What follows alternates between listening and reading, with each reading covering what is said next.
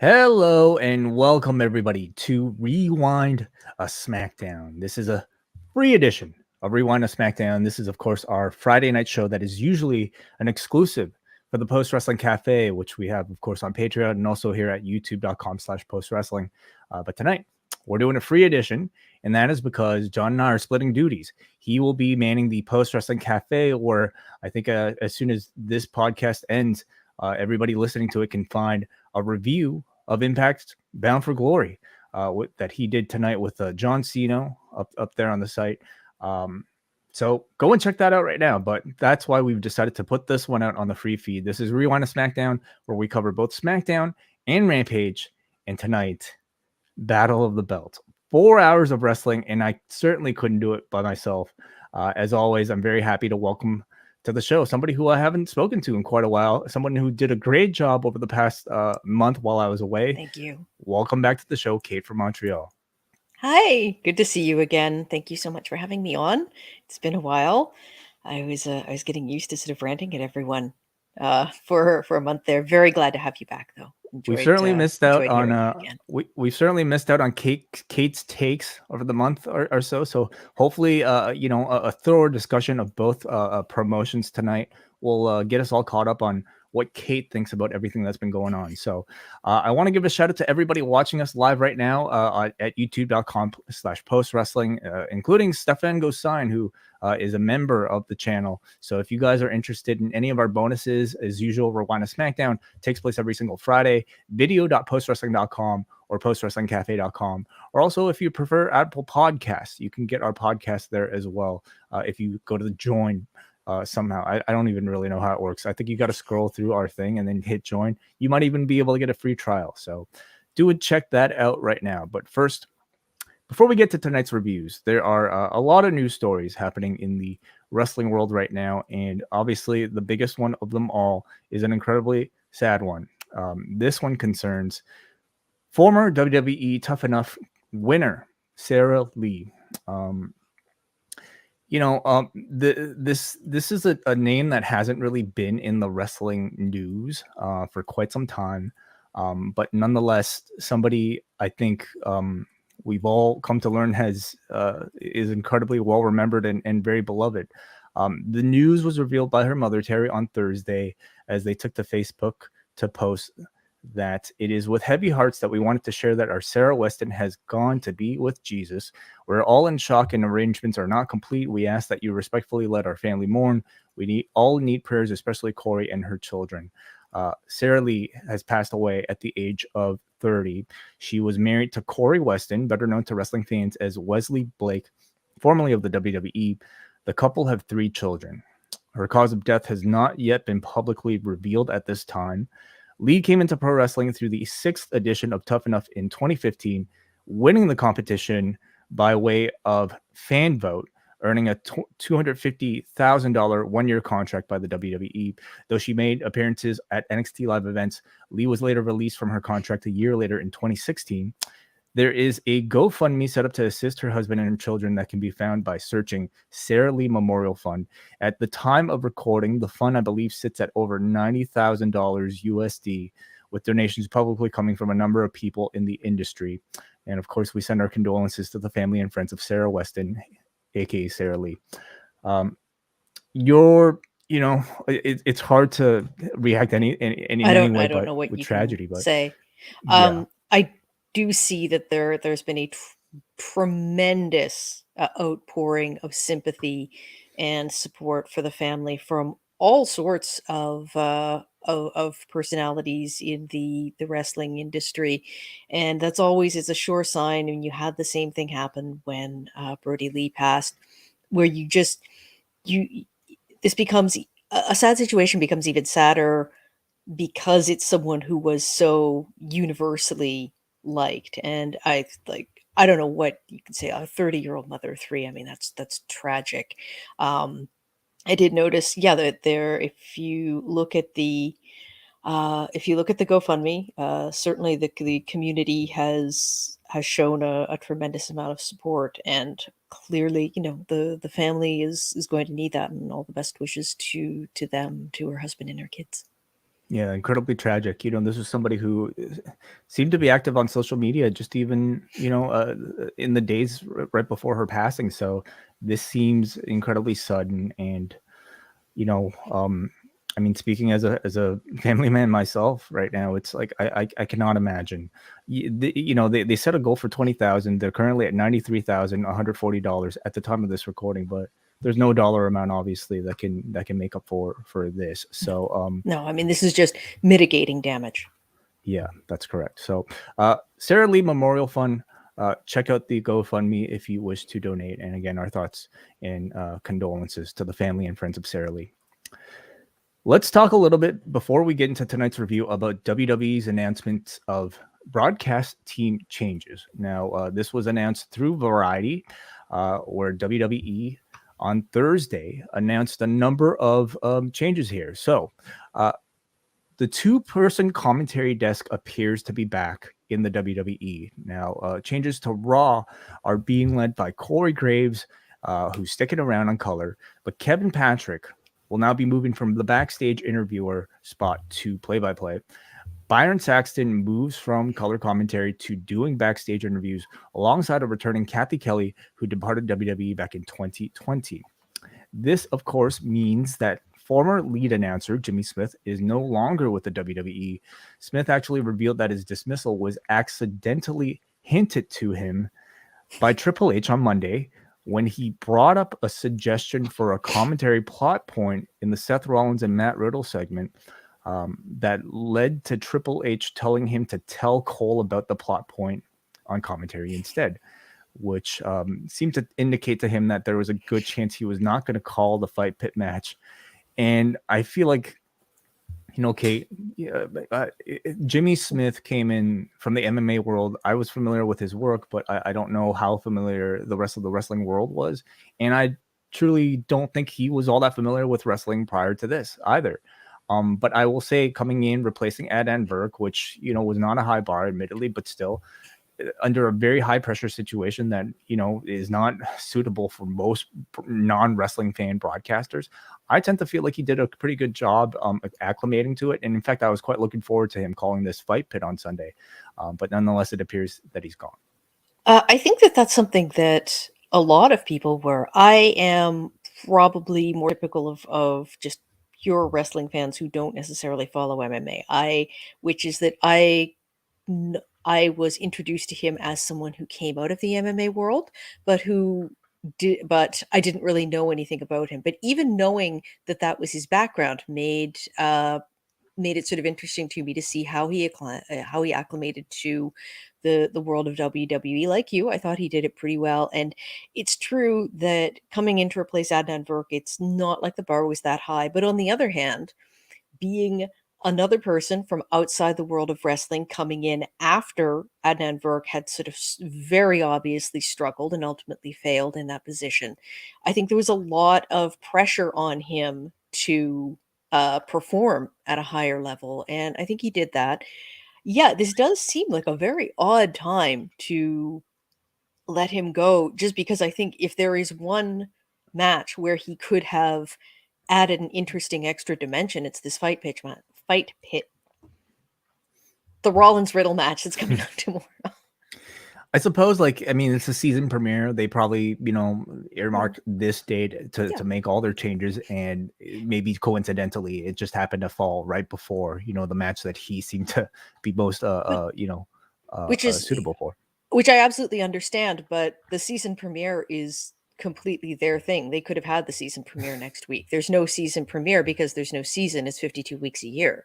So it was their call to say that this was the season premiere.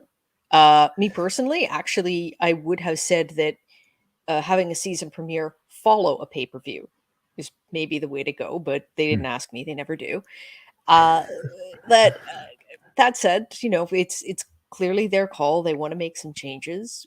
We shall see. I would not describe any of these changes as drastic or earth-shattering. These are all voices that are familiar to. Yeah, before I get to maybe some of your overall thoughts, let's finish some of the changes here. Because on SmackDown, as we will discuss, Wade Barrett moves up from NXT to become the new color commentator alongside Michael Cole, while Kayla Braxton and Megan Morant continue to handle backstage interviewing duties. This also means that Booker T will now be joining Vic Joseph on NXT, doing commentary for that. So Booker getting another full-time role here on the commentary desk. This news is followed by the a lot of speculation from the audience wondering, well, what about Nigel McGuinness, former NXT commentator Nigel McGuinness, who as of late has been doing commentary on NXT Level Up. PW Insider reported today that Nigel McGuinness has unfortunately been released from the WWE.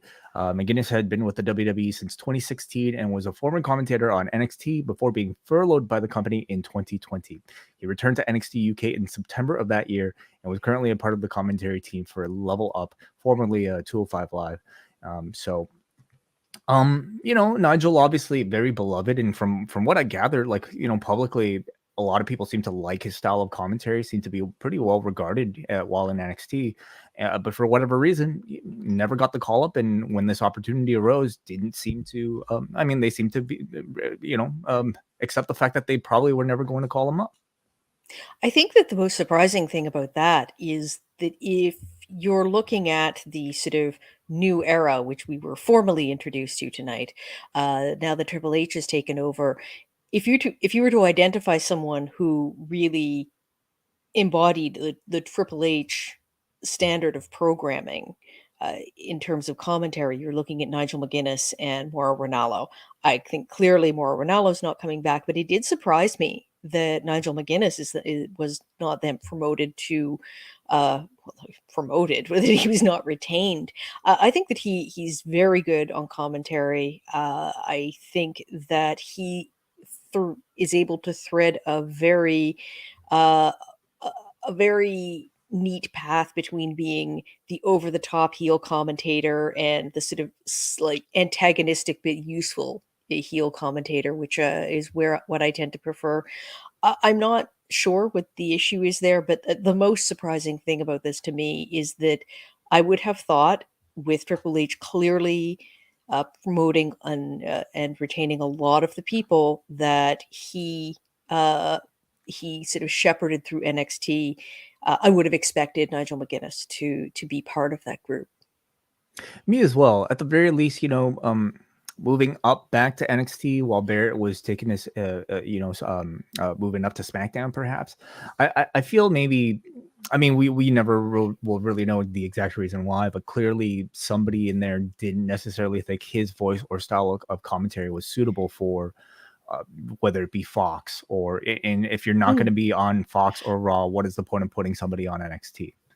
I guess to me, I much prefer his commentary to Wade Barrett. So that's not necessarily a knock on Barrett. People will have their own preferences, but I think that he is much more capable. As I said, Barrett tends to be much more just the sort of straight up antagonistic, adversarial commentator, which is something that I have limited patience for. The same thing with Graves.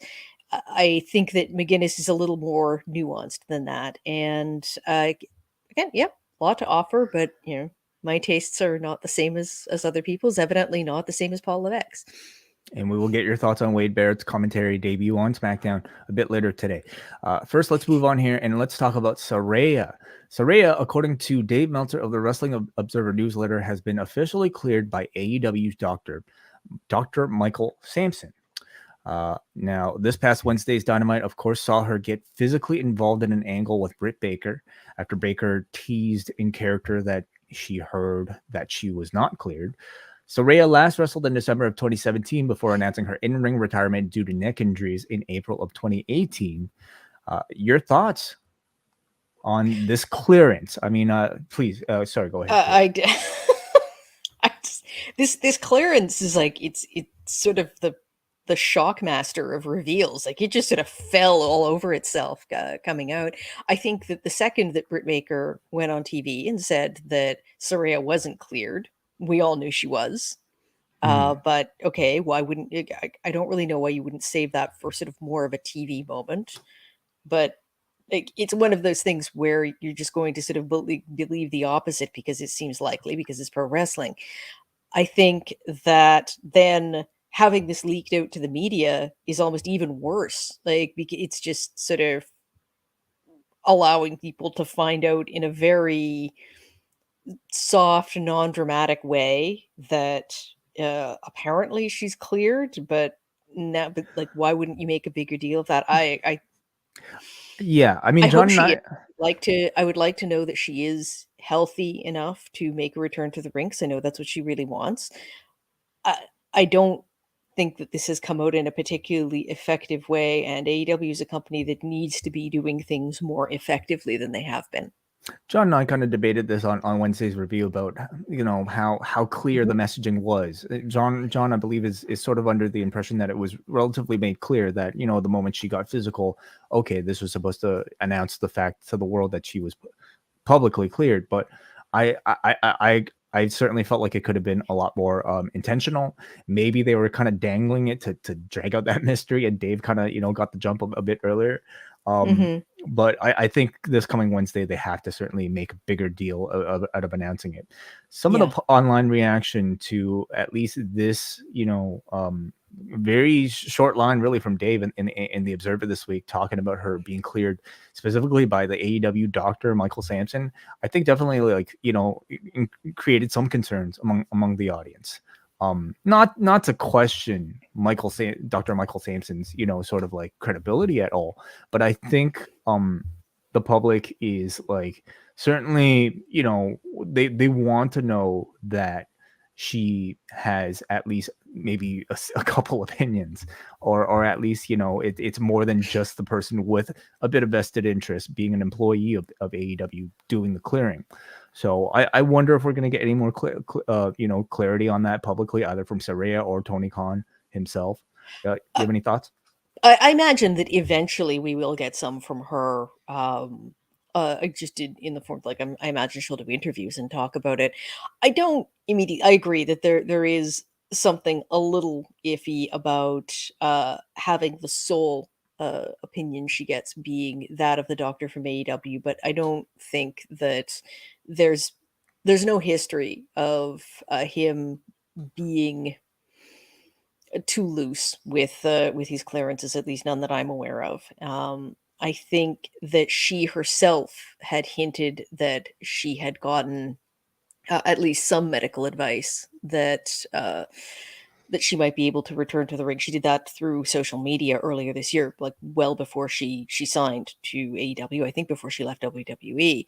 So I think this is something that's been in the works for a while. I do find the messaging a little garbled, and like I said, my only hope is that she's safe and healthy, and for, because it's what she wants, I would like to see her be able to return safely to the ring.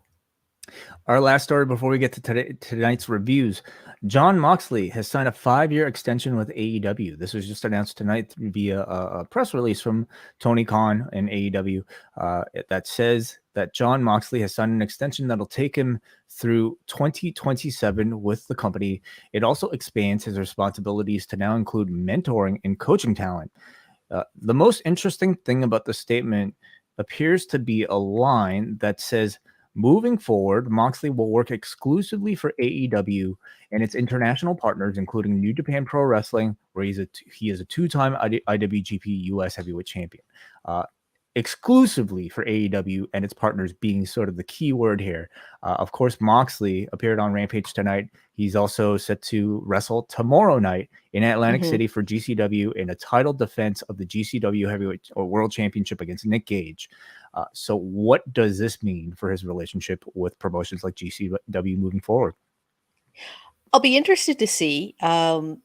Aside from GCW, he's done a number of other smaller indie shows, and I would imagine that Tony Khan is going to try to rein that in a bit. Not because I think that he wants necessarily to restrict where his talent goes. I think he's been pretty open about that. But when you're running weekly TV, there's always the risk that your performers are going to be injured at some of these Oh, shows, especially this and guy yeah, with his style. and Jeez. yeah, with his style and the matches that he's likely to work, I think that if I'm Tony Khan, with the number of injuries and with the number of absences that AEW has had to make up for in the past year or so, I would be starting to get very cautious about where my big names could go, and locking him down. Uh, this is a company that needed a win this week, and this is a big win. Locking him down for that long is a major statement. It's interesting the comment about him taking on a sort of mentoring and coaching role, because you almost feel like that's formalizing something that has been going on anyway, because certainly he has the reputation for being this locker room leader, and at a time when the company very much needs such a person. So he is probably the best person they could make this announcement about. It is interesting though, because I know almost all day my Twitter timeline has been people paying tribute to Nick Gage, because the overwhelming sentiment is that he is losing that match tomorrow and that this will be his final match. This just completely throws that in, because it's I don't because with the question there, is GCW regarded as a partner? It's certainly not a formal partner, but a lot of AEW talent works there. Is it a company that Tony Khan is going to allow his big stars to continue to perform in? And I guess we shall find out tomorrow night. Yeah, if anything, I would say it certainly raises intrigue and maybe just even publicity for Mhm. this GCW show that's happening yesterday. Yeah. Certainly the circumstances leading to this title versus career match were unique enough to begin with Moxley, thought to be taking a break, dropping the belt to Punk, and thus Mhm. Nick Gage not, like there being no doubt about like Nick Gage probably not retiring. But now him being AEW champion, is he going to drop the belt? And certainly with this sort of like announcement and the lack of exclusivity with working with other promotions, how are they going to get out of this? How are they going to make potentially the AEW champion lose a match while dropping a championship? Mhm. Yeah. So Yeah. anyway, I will be. I think that if I'm Brett Lauderdale, I'm feeling kind of chuffed about this announcement, because I think it did add absolutely a new dimension to the speculation around what's going to happen at the show tomorrow. okay, so for that and more news, including a report about Impact Wrestling tonight, including a report tomorrow, I'm sure, about the Game Changer Wrestling show, go to postwrestling.com. Let's move on right now to our reviews of tonight's shows, and we start off with WWE SmackDown. SmackDown took place tonight from where were they, Kate? Worcester, Massachusetts, wasn't it? Thank you so much. Worcester, Massachusetts, of course, the DCU Center in Worcester. 5,830 tickets distributed with under 500 remaining, according to WrestleTix, as of 3 o'clock in the afternoon. And we start things off with Triple H. Paul Levesque himself comes out. I believe, Kate, this was his first on-screen appearance since taking over creative. Is that right? Yes. Yeah, I'm pretty so sure. somewhat significant here. He Mhm. comes out and essentially just kind of gives the show opening address. He says, "There will come a time when you think everything is finished, but that is the beginning. Welcome to Fox and welcome to the season premiere of SmackDown." Do you take any deeper meaning in these lines, Kate, than simply Well, this being I a think season premiere? he's a smart man. He chooses his words carefully. I Mm. think that clearly he probably thought that his time uh, in WWE was winding down for health reasons, and also just because of the direction in which his father-in-law was taking the company. I think that a number of people were starting to write off main roster WWE in a way that they hadn't before, which is something that people are backing away from now. They want to see what he's doing with it. So yeah, I think that there is definitely something to be read into this. I was trying to gauge whether or not I thought he got a bigger pop than Vince coming out the first on SmackDown the first time after the first announcement of the first Wall Street Journal article about his financial malfeasance. Hmm. I think it was about equal. Yeah. So yeah, that's. Hmm. I think it goes to there's a core of WWE fans, and they're the ones who are going to show up live, and they're going to support the company no matter what. But this definitely was a kind of a mission statement that things things are restarting, and they're going to be different. They're going to conform to his vision now.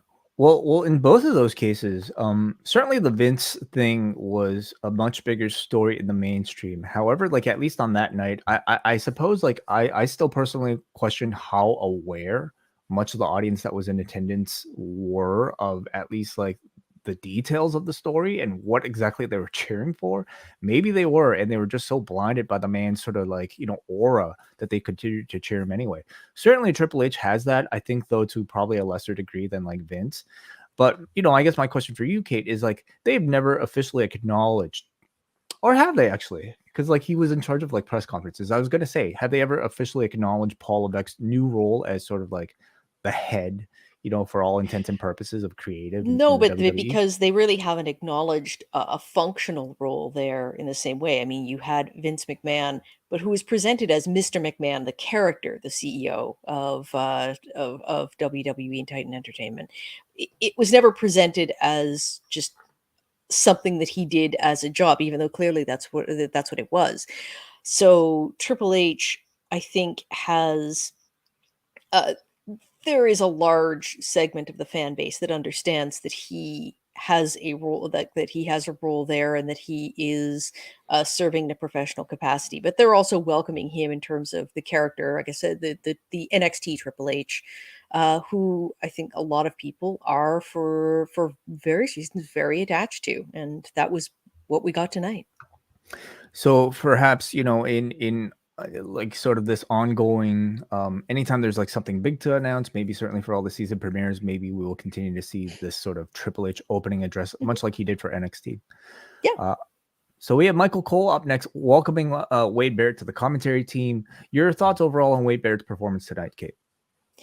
Um, I'm not a huge fan of his commentary. I thought that he was fine. It wasn't distracting. I find him much in the same way Corey Graves is, although not to the same extent. I find him kind of obstreperous, and that he can distract from what's going on rather than enhance. I didn't find that too bad tonight, but he's fine. My expectations based on what I've heard from him in NXT were fairly low. I like Barrett for like a WWE voice and a WWE role. And I say that because like when I'm listening to WWE commentary, I sort of like have a different idea of what the function of a WWE commentator should be. I know I'm not going to get a mic today. I know I'm not going to get an Excalibur.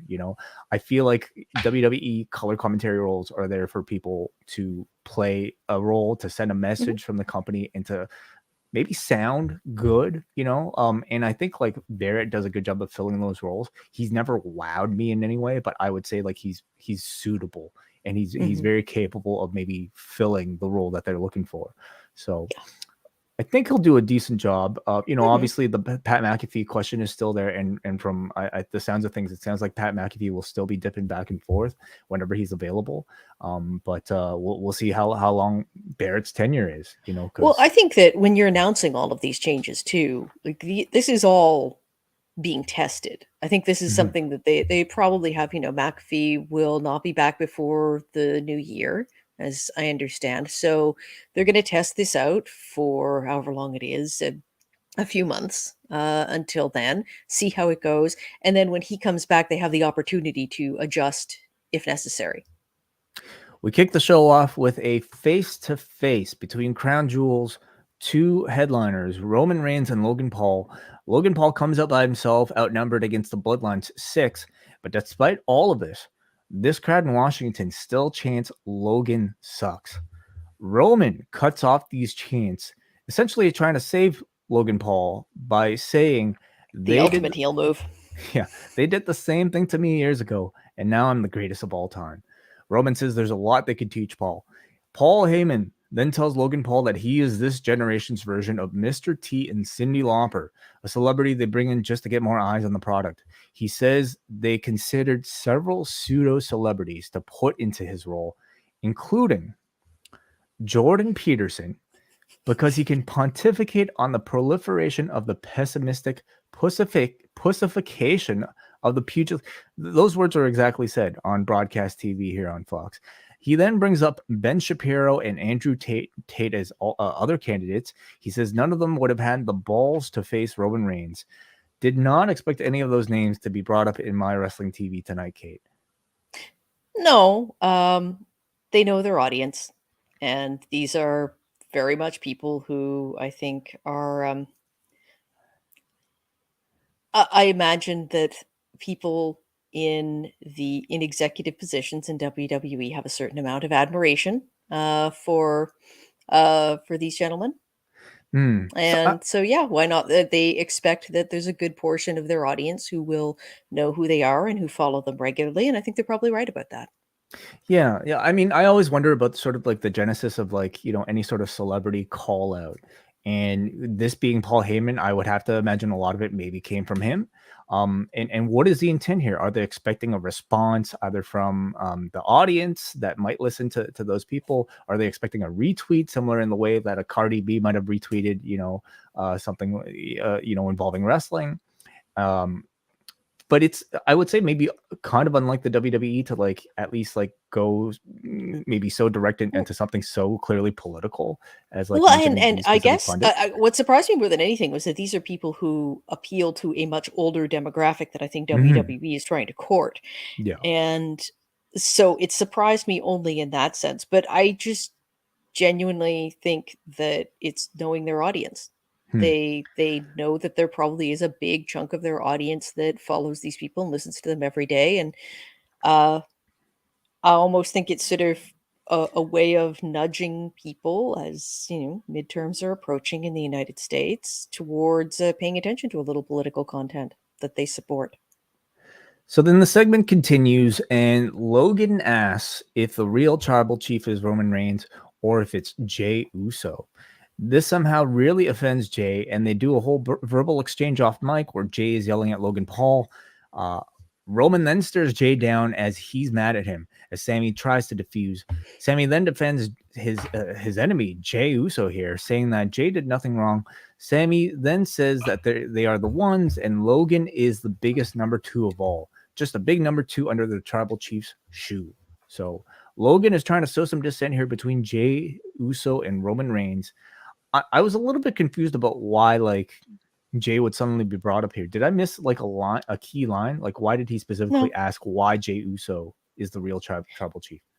No, I think that it was going back to the fact that when Roman won the title originally, I guess Jey was his first serious it was his first challenger, and they had the whole I think if Logan Paul wanted to emphasize this, he should have kind of returned to the main event Jey Uso moniker that he had gotten during that time, just to remind people. I remembered it, but I think it's been so long that the bloodline has been the bloodline that it probably wasn't front of mind for a lot of people. So yeah, it might have. It seemed a little weird. Yeah, the execution was clumsy.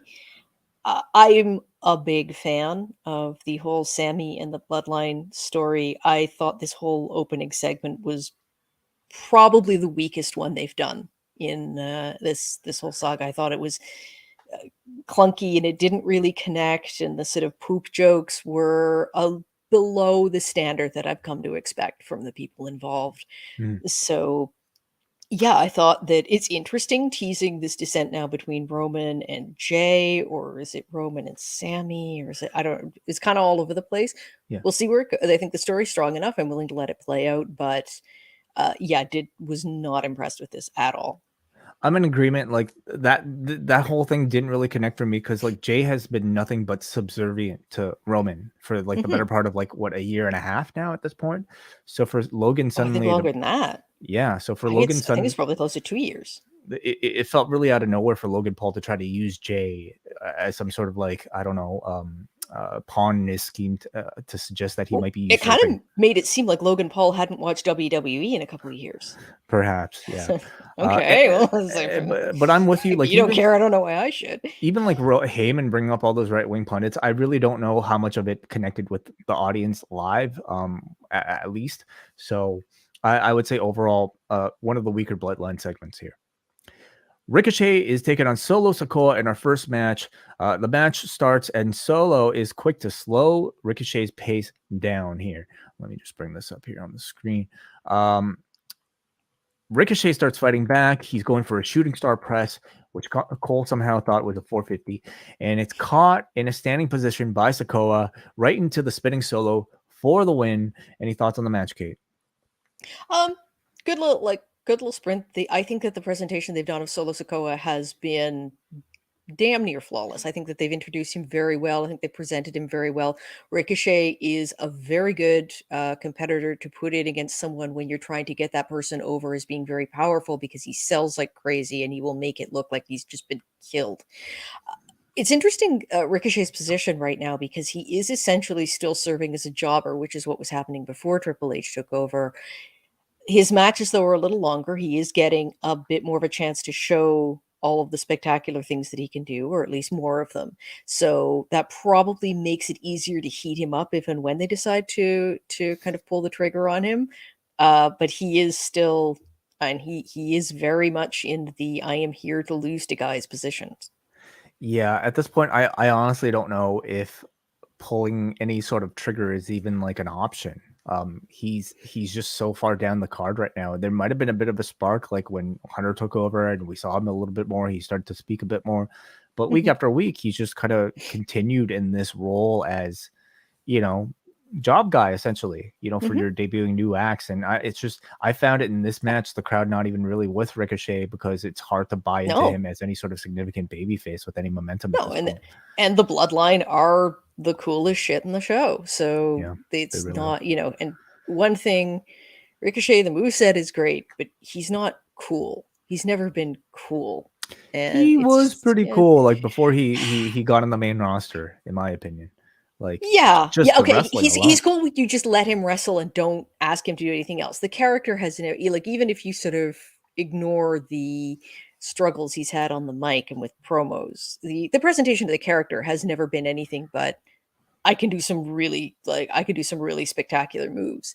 And that's that can be enough. It was enough on NXT, but it's clearly they've damaged him so much at this point. So I'm glad to see him getting more of an opportunity to show what he can do, but he is still very much like I said, in a jobber position. The Bloodline are in the back. Sammy and Jay are arguing again, and Sammy is talking about taking Solo under his wing. Sammy then calls Jay a hothead as Jay gets even more angry. At this point, Roman interjects and says, Sammy, you're right. Jay is a hothead. We've been dealing with this our whole lives, but it's not my problem anymore. You keep instigating him, so Jay is your problem to deal with right now. And this is kind of becoming, our next chapter in the Sammy and Jey Uso story, where we're going to see these two a lot more together. And what was the implication here? That Sammy somehow, does he have any jurisdiction over what Jay does? I don't know if it's so much jurisdiction, but now there is this expectation that Roman is ordering him to make Jay less of a problem, both to smooth things over between the two of them, and also to make it so that Jay isn't causing so many problems for the Bloodline, or causing so many distractions for the Bloodline. It's interesting. I thought Sammy was great here. His reactions just sold the whole thing. I think it's probably a good idea to focus on the Sammy and Jay dynamic, because I think that has been a very, very much a strong point of this entire run of the storyline. And also, with Roman playing a very limited role on TV, you want to build your story around the people who are going to be available to you for all shows. Sammy and the Usos run into the New Day in the back as Kofi teases Jay about Sammy being his new boss. Sammy then challenges the New Day to a match later tonight, with the New Day having to find a surprise opponent in a trios match. Yeah, so the New Day being a part of this, of course, they're trying to build to a match between the two, with the New Day holding on to the current record for the longest WWE championship, tag team championship reign, I believe. So more on that a bit later. Hit Row enter the arena as Ashanti the Adonis is sticking his head out of the ropes for his pose. Here come three masked men with a big drop kick to attack. It is Legado del Fantasma, and they're followed by Zelina Vega, now as a blonde, looking great. She dives off the top rope and hits a top rope Rana to B-Fab. Hit Row is laid out. Phantom driver to Adonis. Double dives from Joaquin Wilde and Cruz del Toro. And this officially marks the debut of Legado Fantasma, not with Elektra Lopez now, but with Zelina Vega replacing her in the role. What did you think of the debut and the addition of Zelina Vega into the act? I was a little surprised that the crowd really did not seem to know who they were. I don't follow NXT 2.0 closely, and I know they haven't been on regularly in a while, but I thought that they still would have a bit more. I mean, the crowd was silent for this. I think that Zelina is a good choice. I think that they're sort of recreating this dynamic that she had with the stable with Andrade and Austin Theory and Angel Garza when that they had going for a while, which looked very promising and then went nowhere. I think saying she hit a Hurricane Rana is putting that very generously. And this is where I hope that Triple H learns from Vince's error, because Vince was so determined to push Zelina as a wrestler.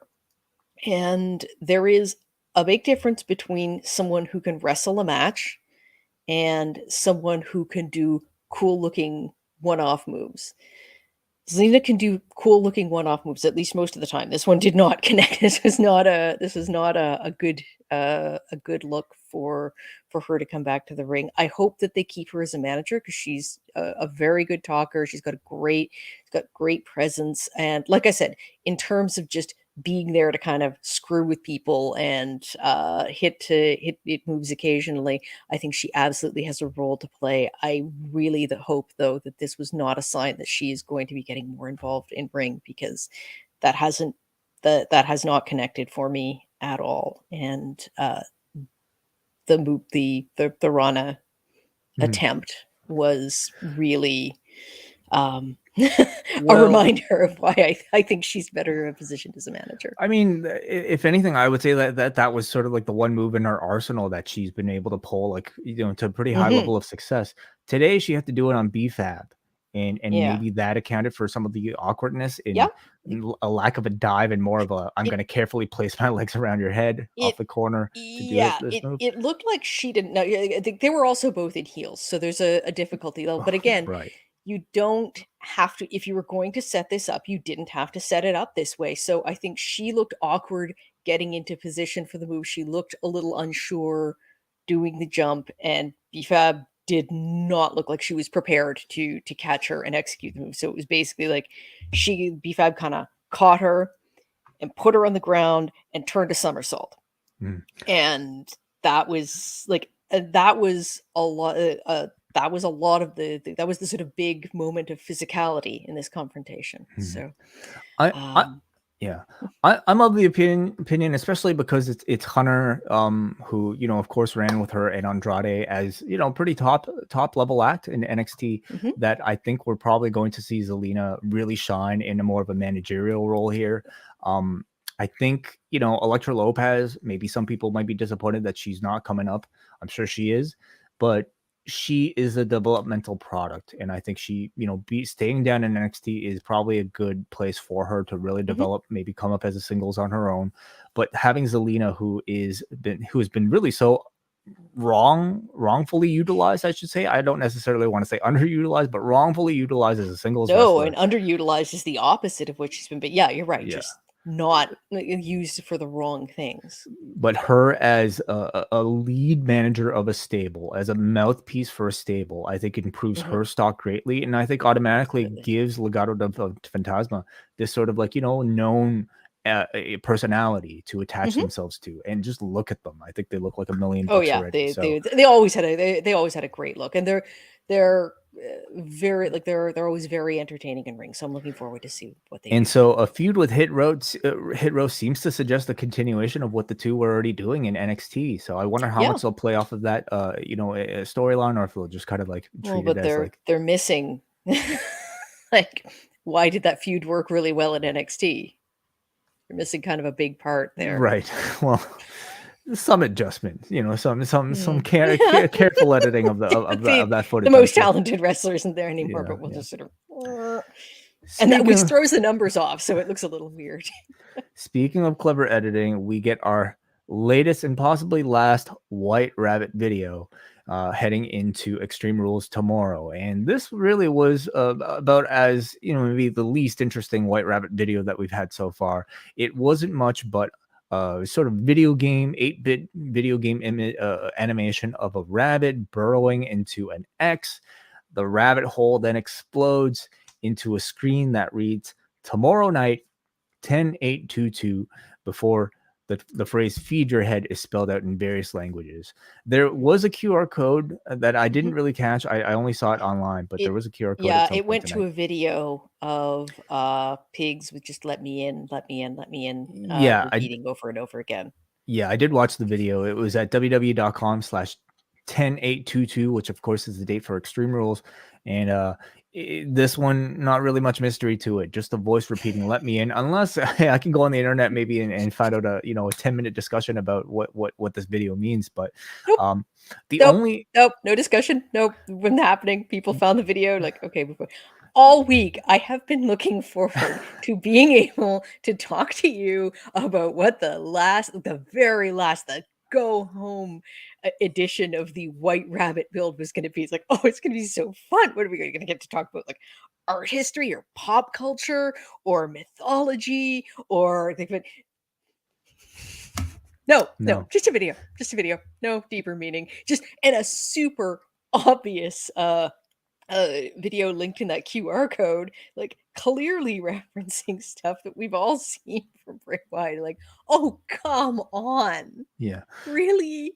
I, I'll say, Kate, I was more than grateful to not have to do any extra work trying to dissect I'm this thing sure, tonight, I'm having to sure, watch yes. 4 hours of wrestling and then take notes on top of it as well. So I Mhm. I think we've had all the teases that we need for this thing at this point. I think it's all but official that it's Bray Wyatt. The And shift did throw me a bit, though, because they have gotten very sophisticated, and I think that Mhm, it's been it just the build to this has been excellent, and they have really like if you watch online, the engagement that it's driving has been significant. People get really into this stuff, mhm, and I think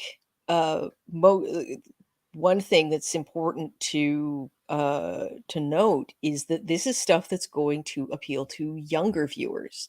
mhm, People in their 50s and 60s are not chasing this stuff around. They are at most looking to see what other younger people have come up with. That this is like if you're talking about something that is going to get a younger demographic excited about your product, this is absolutely the way to do it. And for it to just go like I'm not saying that they had to like put like, the Da Vinci Code in this friggin' thing, but this seemed very weak as a way to finish this off.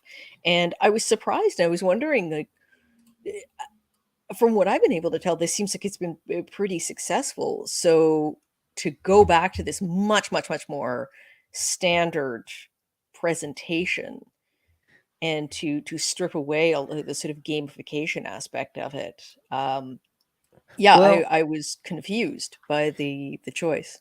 well, keep in mind, I mean, they do have a show tomorrow, and Mhm, you know, even though like I think we're all expecting tomorrow to be the big reveal, there is a chance that they can throw out one little last little Easter egg, and it's also like you know, so much of the work had already been done, and what mhm, more can they really achieve? Now, there is one little kind of, if you want to consider it an Easter egg, of course, at this point, we all know, Kate, to dig into the source code, the HTML, and today the message seems to be Daniel NCFC 15. Who is Daniel NCF? What is Daniel NCFC 15? It appears to be a Twitter user who has posted about Bray Wyatt. I don't know if it's anything more significant than that, but I will say, you know, one of these Easter eggs in the source code from last week was a clear reference to a poster on Reddit. mhm, So they are known to be referencing the audience now at this point in these things. So uh, mhm. tomorrow will So be a there big, is a little something in there tonight. That's good at least. very little, but you know, tomorrow is going to be, I think, the ultimate test to see how much this viral marketing has worked. How clear have they been without being explicit that Bray Wyatt is going to appear tomorrow? And not to say that there's even like any great ability to measure like how Extreme Rules is going to do, but beyond Google Trends. But maybe that's it. Maybe we'll see Yeah, like if there more people are going to be paying attention. and Yeah. that is yeah, that is a valid form of measurement, and in the absence of being able to chart things like pay-per-view buys or Nielsen ratings, then yeah, Google does become uh, a major way of evaluating the success of a marketing campaign. Last thing on Bray, tomorrow at Extreme Rules, if you're gonna have to predict maybe a match or a segment in which he'll appear, what would you guess? Whew.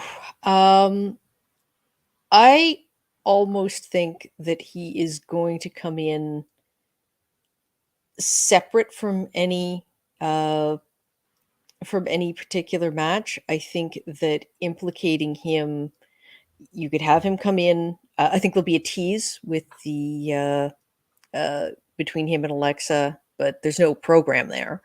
I think that there's a couple of other matches where he could make an appearance, but I almost think that it's going to be its own thing because that way it still gets people to tune in on Raw and on SmackDown to see who that first feud is going to be with. I think that you can sort of stage it that way. So I don't Hmm. know if it's going to be linked to a particular match. Well, the connection is clearly there with Alexa. I mean, with the Hmm. Samson and Delilah thing, of course. Hmm. Um, so I can see him appearing, involving something with Alexa, perhaps during the Belair versus Bailey ladder match. Hmm. I don't necessarily know if we need to like draw association with him and a male wrestler for a program right away.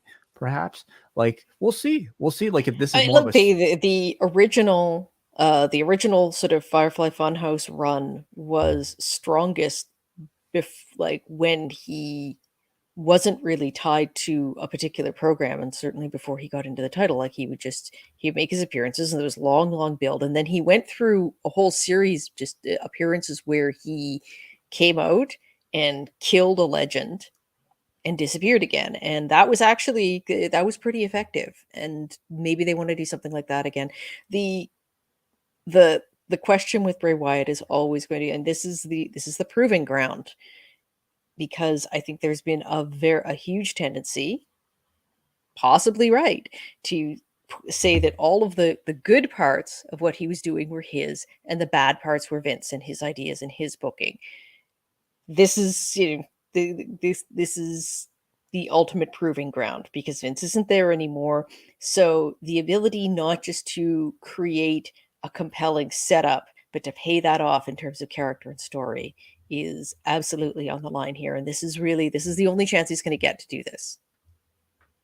We continue with SmackDown and a match up next with Sonya Deville and Xia Li taking on Shotzi and Raquel. The Tank is back, of course, and it's already making Shotzi's presence on the show feel so much bigger than it was. Like Hmm. I don't think I realized how much of her appeal was tied into, you know, that entrance that really made her a bit unique. Uh, Hmm. there is a man in a giant white rabbit suit walking around in the background. He appeared later on behind Cole and Barrett as well. The match I found really cold, Kate. Almost no Mhm. reaction to Raquel's hot tag. Shotzi hits an assisted sliced bread. Tahana bomb from Rodriguez gets the win.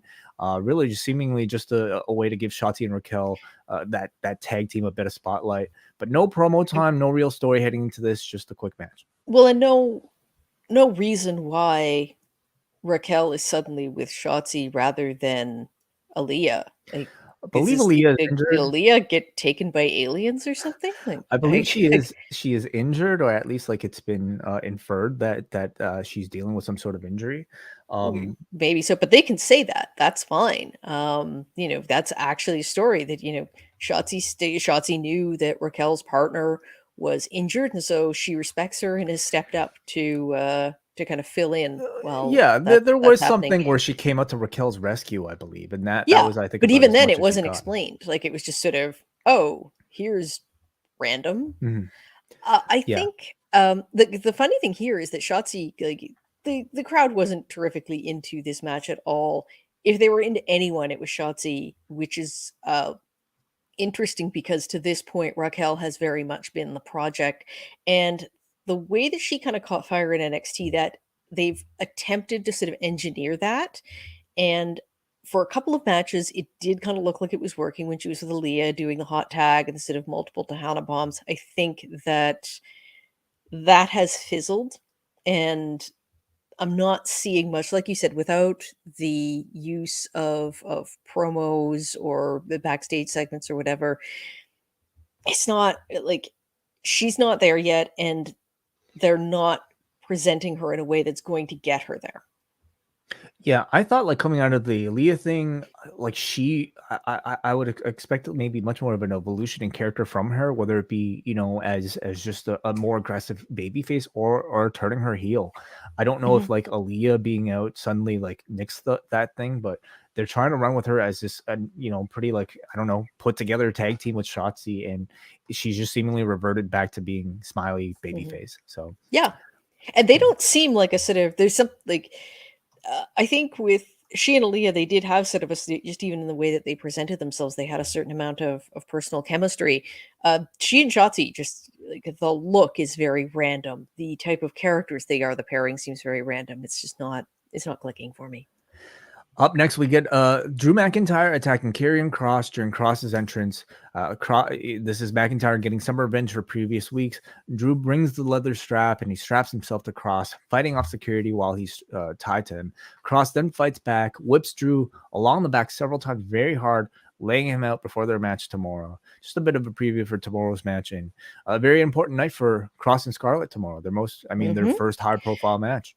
Yeah, I find that I was on the show with you the week that they came back, and I remember saying at the time that when that happened, that immediately he felt like a huge deal. At the time, he felt like a bigger deal than Drew because this was just sort of as they were starting that build to Clash at the Castle, and didn't look like Drew was a very compelling opponent for Roman at that point. Cross came in, he felt like a huge deal right away, and then that has just become less and less and less, and I find that he's significantly diminished, and the interesting thing is that's exactly what happened in NXT. He came in and he felt like the presentation was just next level. It was so polished and so striking, and he came in and he just went on this sort of killer streak, and then it built up to the match with Keith Lee, and even by the time he got to that match, it did sort of feel like it was a little too like, "Okay, he's the next anointed one." Then, of course, he got injured, and when he came back, he never had that luster again. So, I find that the same thing is happening here, so he really, really needs to have a no pun intended, killer match with Drew, because I think in the absence of that, it's going to justify what I think the reaction that a lot of NXT fans had to him at the time, which they turned on him. They did not find him that interesting towards the end of his run, and yeah, it's a lot of pressure on him, and Mhm. like, good luck, because I think that he is already sort of faltered from when he made his reappearance. The next thing we see on SmackDown is a, a Viking Raiders teaser. All we really see here is this shot of two shields, of course, the Viking Raiders shield, and the back of somebody. And all you hear are, a bit of a script. You hear somebody say Valhalla awaits.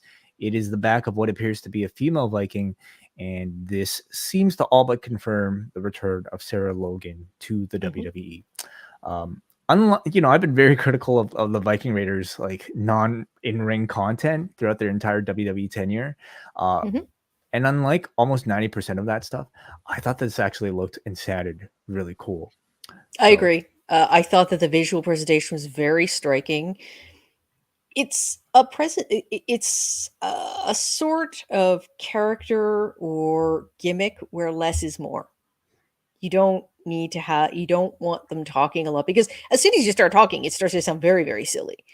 But if it's the visuals and a few sort of well-placed words, then I think it's much more effective. They've given this gimmick like so many restarts.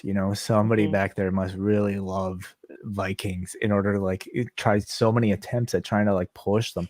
And they're an incredible tag team, of course. But you're absolutely right, Kate. It's always been the presentation of somehow making them feel less like LARPers and more like just a devastating, violent group, which I hope they're finally able to nail this time around. So we shall see. Sami and the Usos take on the New Day, and the New Day introduce their tag team partner, Braun Strowman. The Usos, of course, as I mentioned, are inching closer to that all-time record behind Demolition and the New Day themselves right now. The Usos are mad at Sami for getting them into this situation. They aren't getting along at all at the start of the match. Sami, in order to try to throw an olive branch, tries to serve Kofi up for Jey to attack. But despite all that, they still can't get along, giving Kofi an opportunity to hot tag Strowman. Jey and Sami are still struggling, are still arguing around the ring as Braun bulldozes both of them onto the announce desk.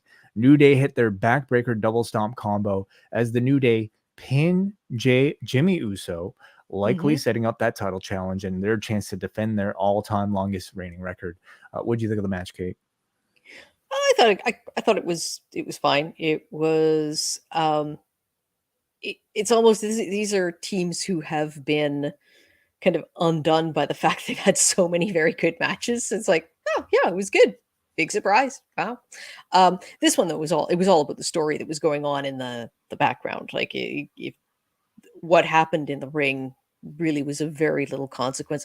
The one thing that stood out to me was how immensely over Braun Strowman continues to be since his return. I mean, to say that he was the hot tag is to grossly undersell that reaction.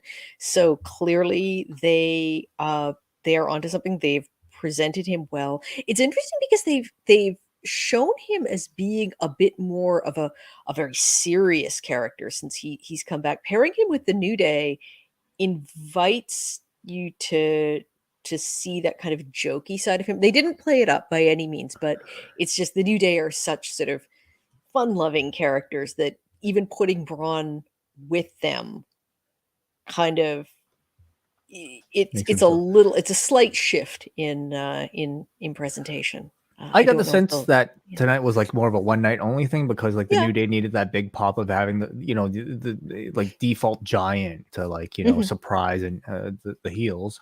I don't think they went down a road that they are now bound to by any means. Yeah, I love the idea of like the New Day trying to defend their streak. I suppose I wish that they put more focus on building up the New Day prior to this to make them feel like more of a focal point, like they actually have a chance of beating them. And maybe, I believe they have a couple weeks. Maybe they could still do it. But I mean, at present, I just don't feel like the New Day are enough of a presence on the show for me to feel like they have any sort of chance. But let's see what story they can tell in a short amount of time. In the back, Max Dupree has laid out Massey and Mansoor with the chair. He's telling Maxine never to call him Max again. He says he gave them something great and they turned it to trash. He's no longer Max. He knows who he is. He is who he is, and that is L.A. Knight. So the transformation is complete. I forgot to mention the last one too. Like, oh my God, poor Michael Cole. Oh yeah, he got knocked out almost. I think he could have sold Yeah. it a bit more, honestly, Kate. Yeah, I Anytime know an he was announcer just gets back up touched. calling matches again, like, oh my god. But yeah, that visual is gonna stay with me. But yeah, the LA Knight thing, I think this was widely reported that he was coming back, and I think for how contemptuous they have been of the whole maximum male models thing in the last few weeks, yeah, just flush it. I'm not Max Dupree. I'm LA Knight, and screw you guys. I'm going to the ring. Yeah. Um, I was actually kind of interested. This bails them out of another conundrum that I thought they were going to get them in, which is they do normally feature Mansoor or Mansoor very heavily in their Saudi Arabia shows. Oh yeah. And I think sending him in there with that character, which is very obvious. I mean, not explicitly stated, but very obviously coded gay, and which anyone could pick up on. I think that would have made could have put them in a sort of an interesting position doing a show there. Where they have depended on him to get that sort of hometown kid reaction, and in every show. Something tells me Mansoor is not going to be a part of Crown Jewel, nor the Maximum Male models. So that's sort of my thinking at present. And we probably, I don't know if we'd see Mansoor, in the Saudi Arabia event until he ditches the gimmick. So No, I don't. I can't see them. It's just inviting a tremendously uncomfortable reaction. So LA Knight is back, everybody. Next week, we've got Kofi Kingston versus Sami Zayn and the aforementioned LA Knight taking on the aforementioned Mansoor. And then we have our main event, Sheamus versus Gunther, number 2. I thought throughout the entire show, Kate, they did a tremendous job of building up to this match so that by the time you got to it, the legend, I think, of that Clash at the Castle match, I thought they did a really good job of promoting. They were showing tweets all day from Bret Hart, Shawn Michaels. Mhm. In the short amount of time, I feel like, even though Clash at the Castle might have been off of many people's radar, I thought they did a good job of building it up to make you feel like this was a special match tonight. Mhm. Yep, I So agree. So Sheamus versus Gunther 2. They go to commercial break soon after the match begins, and when we return, Gunther is already bleeding from the mouth. Sheamus has a blistered chest. The both of them are drenched in sweat. This is the one time where I wish like SmackDown had picture-in-picture so I could pay more attention. Gunther exposes the I turnbuckle. wanted to see how we got to this point. I know. Something went out, something It's went like on. it's like a cartoon where like they're fighting in like a big cloud of smoke and then they appear and it's like all of a sudden the fight's over. So Gunther exposes the turnbuckle and pulls Sheamus's chest into it. We get another commercial break. A ton of chops from Gunther, followed by strikes from punches from Sheamus. At one moment, Sheamus just pauses in the middle of the ring as the camera closes in on his just mangled up, bleeding chest at this point. Sheamus then does his 10 beats with Gunther on the top rope, lays Gunther on the second rope for another 10 beats, and finally on the bottom rope for another 10. These are, moves that we've seen Sheamus do for an eternity now, but now as a babyface act, it's really working. Sheamus then hits his avalanche white noise, but Gunther kicks out at 2. This is awesome chants. They're certainly hitting that exhaustive war of attrition feeling about this point. Powerbomb from Gunther for 2 as Gunther continues to focus on the weakened neck of Sheamus, diving knees. Sheamus then applies the Cobra Leaf as Gunther taps twice. The audience explodes, but for some reason the ref does not call it. Now, this was certainly not a mistake. Somebody like Walter or Gunther is not tapping out of a mistake. Now, Cole explained it by saying how the referee considered him reaching for the ropes for the 2 taps. Is there anything beyond it? Like, is there an official ruling that says you have to tap at least 3 times in order for it to signify? Like, did you read anything deeper into it, Kate? No, and I think that they if they wanted people to believe that he was trying to get to the ropes and not tapping, then he should have made an attempt. Like, it's theater. You have to make more of an attempt to reach, because I think it's a very good match. like it was a TV match, not a pay-per-view match. So, and I was not expecting it to be at the level of the match they had at Clash at the Castle, but I thought it was a very, very good TV match. I thought that they hit their spots very well, and it was the kind of thing that people wanted to see them do. But then in the ending, it's just okay. If you wanted to sow some doubt here, you didn't really do it, because to me it clearly looked like a tap out, and it didn't look like it looked like a botched call, even though clearly it wasn't. So, It's clearly something that I hope they really, continue to play up the controversy of. I mean, clearly it was designed for that, to kind of give some mhm, leeway for sort of the moral victory here from Sheamus. And like these sort of like phantom taps are actually a pretty common occurrence in MMA or jiu-jitsu. Did that person tapped? It looked like a tap. Maybe it wasn't a tap. So I don't dislike the idea, but it's something that maybe you have to work a little bit harder to communicate to a wrestling audience, yeah. and maybe they'll do that in the weeks to come.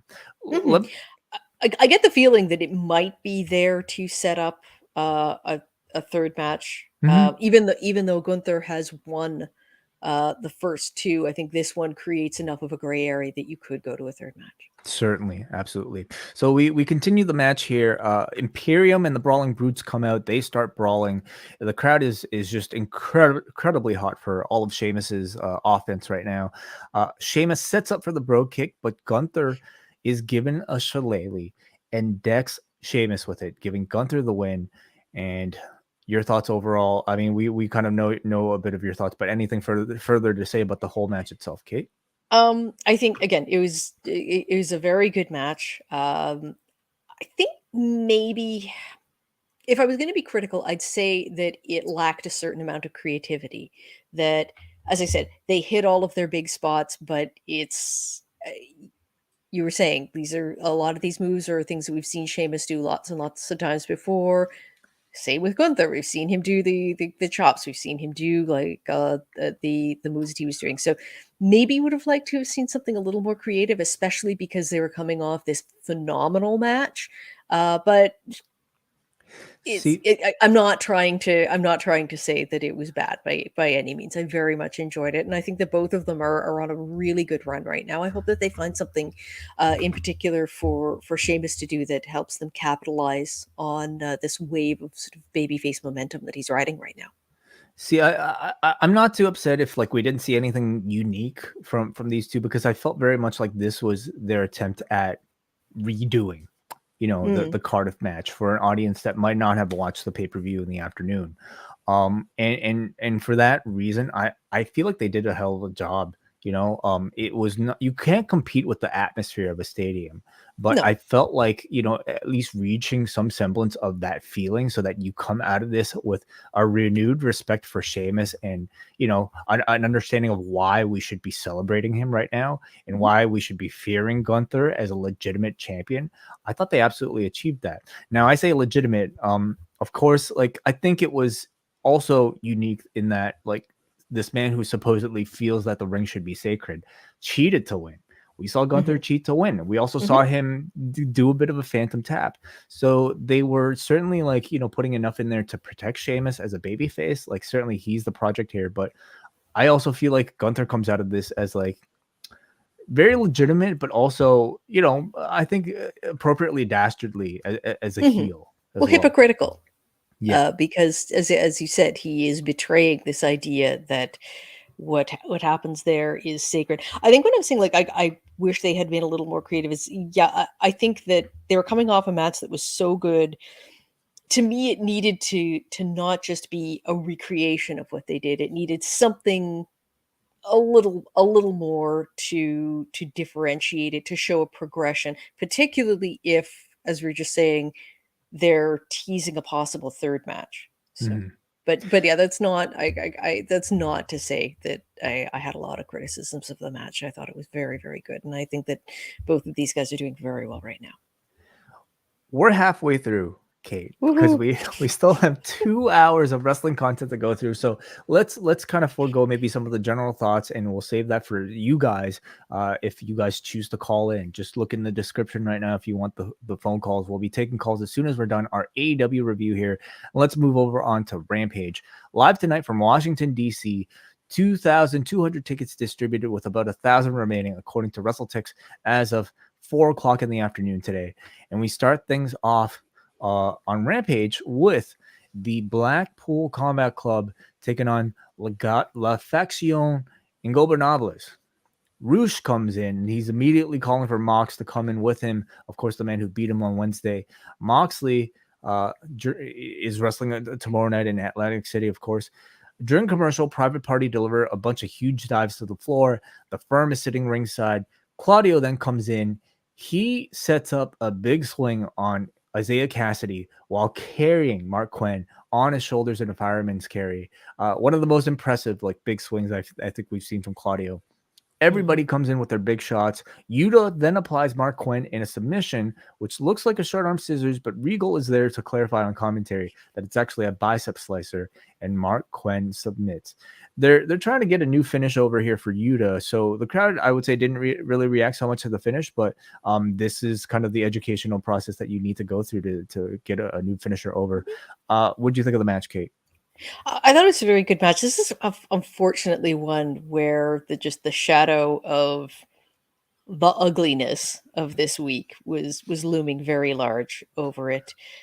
In a way, I think it helps that they had this announcement out about Moxley just before, and I'm sure that this is on purpose, that it kind of shifted your focus from Roosh and the fact that we're that Andrade is usually with him, and put it more on Mox. It was a very good match. I thought that it's interesting that they gave the finish to Yuta, because I thought that very clearly the emphasis was on Claudio throughout the match. That he had the sort of big memorable spots, and the 2-person swing took a little bit literally and metaphorically to get off the ground, but he does these feats of strength so well, and yeah, good showing. Strong opener. Any combination of these guys in the Blackpool Combat Club, you end up with something great. I hate any contract story, and we're gonna talk a bit more about Private Party a bit later on. But I like we are Private Party. simpatico on this. I like Private Party a lot in ring, but they've just, for the better part of the past 2 years, I would say they creatively they've been given nothing. So Yeah.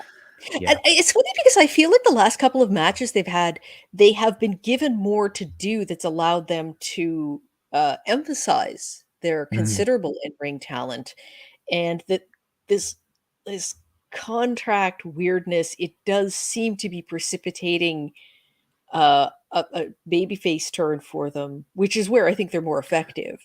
But Yeah. We oh all know god, that, but yeah. who wants to turn babyface via contract storyline, And again, let's save it. Let's Yeesh. save it for a bit later on, Kate. Yeah. Up next, we got the Varsity Blondes taking on Tony Nese and Josh Woods. This match evidently not important enough to even receive a graphic for me to pull from AEW's internal service, so I have nothing visual to show for it. Real quick, high-paced match, a showcase really for Nese and Woods. Nese, they win with their finisher, which is a combination Olympic slam and neckbreaker. Arn is watching on the monitor from the back. He's incredibly disappointed, seemingly at the Varsity Blondes, I would imagine. So I think they're starting to attach Arn Anderson to the Varsity Blondes, who are probably going to no longer be the Varsity Blondes, because if contract tampering stories aren't your thing, maybe IP storylines are your thing, because Mark Sterling comes out and he says he's trademarked the term varsity in pro wrestling. So now Nese and Woods are now going to be known as the Varsity Athletes. The Blondes can no longer use that name, or else he will sue them. And again, seemingly it's teasing a name change for the Varsity Blondes. I know they're building probably to a feud, and maybe they need some sort of justification for the Varsity Blondes to change their gimmick. But the Varsity Athletes is an awful name. You know, it's hard to take this tag team seriously. Called the Well, Varsity and Athletes. I think that the reason Varsity Blondes worked for Griff Garrison and Brian Pillman Jr. was they are both young guys. They look they have that sort of college guy look. Like they're both a little older than college age, but they're rising stars. Whereas Neese and Woods are both veterans, and so I don't like where is the varsity tie in I there have no kind of idea. lost on me. And yeah, I guess like varsity is something that I would normally associate with kind of youth and fun and good times and the sort of the very bubbly presentation that they have given to Pillman and Garrison, particularly when they had Julia Hart with them. I think that they really did kind of embody that name. Yeah, Neese and Woods are more just killers. I don't understand why you would apply this name to them, and I just plead for the love of Christ, stop with the contract and the legal and all of this stuff. Like, no, you have too much stuff going on in the real world that is tied Mhm. into this kind of thing that many of us just don't want to think about. And I want none of it on my TV. Because it's not particularly entertaining, and it feels unpleasant because of all of this other stuff circling around the company right now that is unpleasant. Mhm. So the Acclaim then interrupt Mark Sterling, who says his groin has been hurting since being scissored on Wednesday. The Acclaim show up. They're here to make the show watchable. Smart Mark is boring. They're here to save the ratings. They're gonna rock him in the face like Draymond Green. And just a little cameo here from the Acclaim. Mhm. They get a big pop. No real other motive They are otherwise. starting to feel as necessary to AEW programming as Mox on some level. Like Oh yeah. you're waiting for them to come out. I mean, it's not I mean, yes, it's a cheeky little reference about saving the ratings and making the show seem relevant, but that's not entirely wrong. You're waiting for them to come out whenever you have an AEW show. We get a video from Eddie Kingston who says he's sorry for losing control at Grand Slam. Just a bit of a reminder about his technical loss to Sammy a couple weeks ago, which I had totally forgotten about actually on Rampage. But it just feels like such old news because there's been I was so just much yeah, involving Eddie and everybody. Sammy seem so Yeah, quaint now. It's I like, know. "God, it's adorable. Exactly. You got in a fight about a fat joke, and you patched it up, and then you made a joke about it again." And like, I know it's like, We're way my past that God, now. like, yeah, it's Up well, next, like we've got yeah.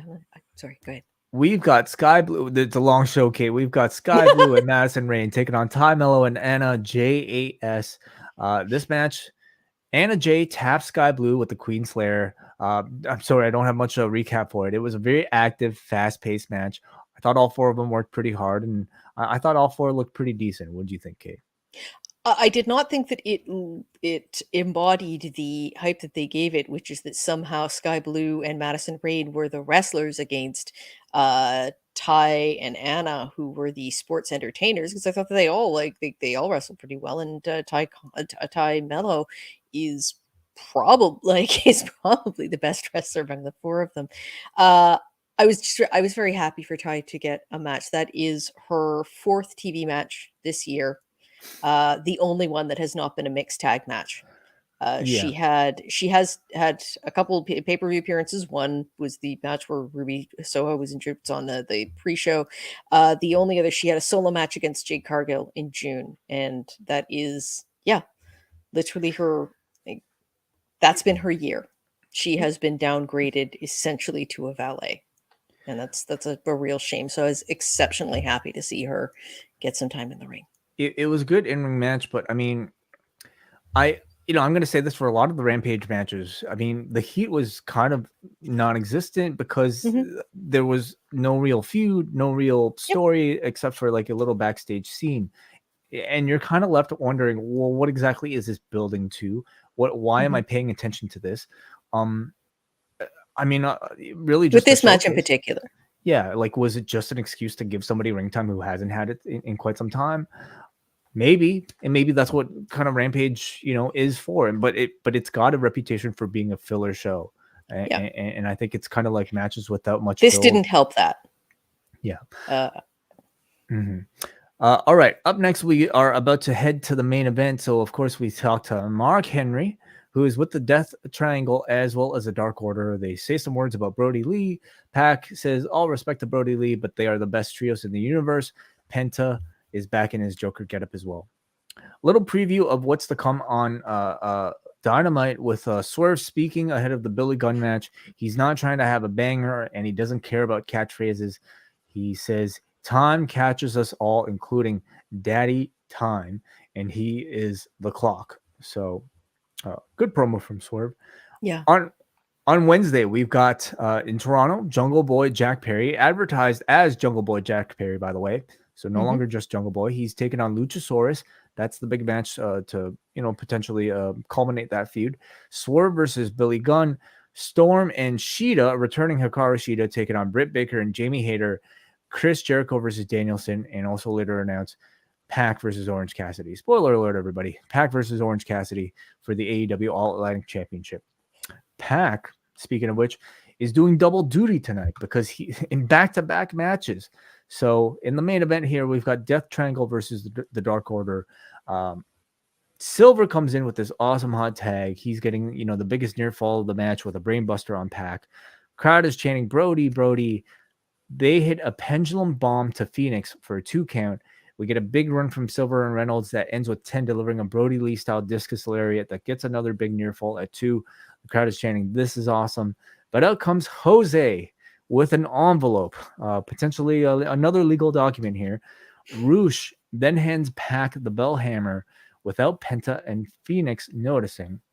Pac uses the bell hammer on Alex Reynolds before applying the brutalizer for the win.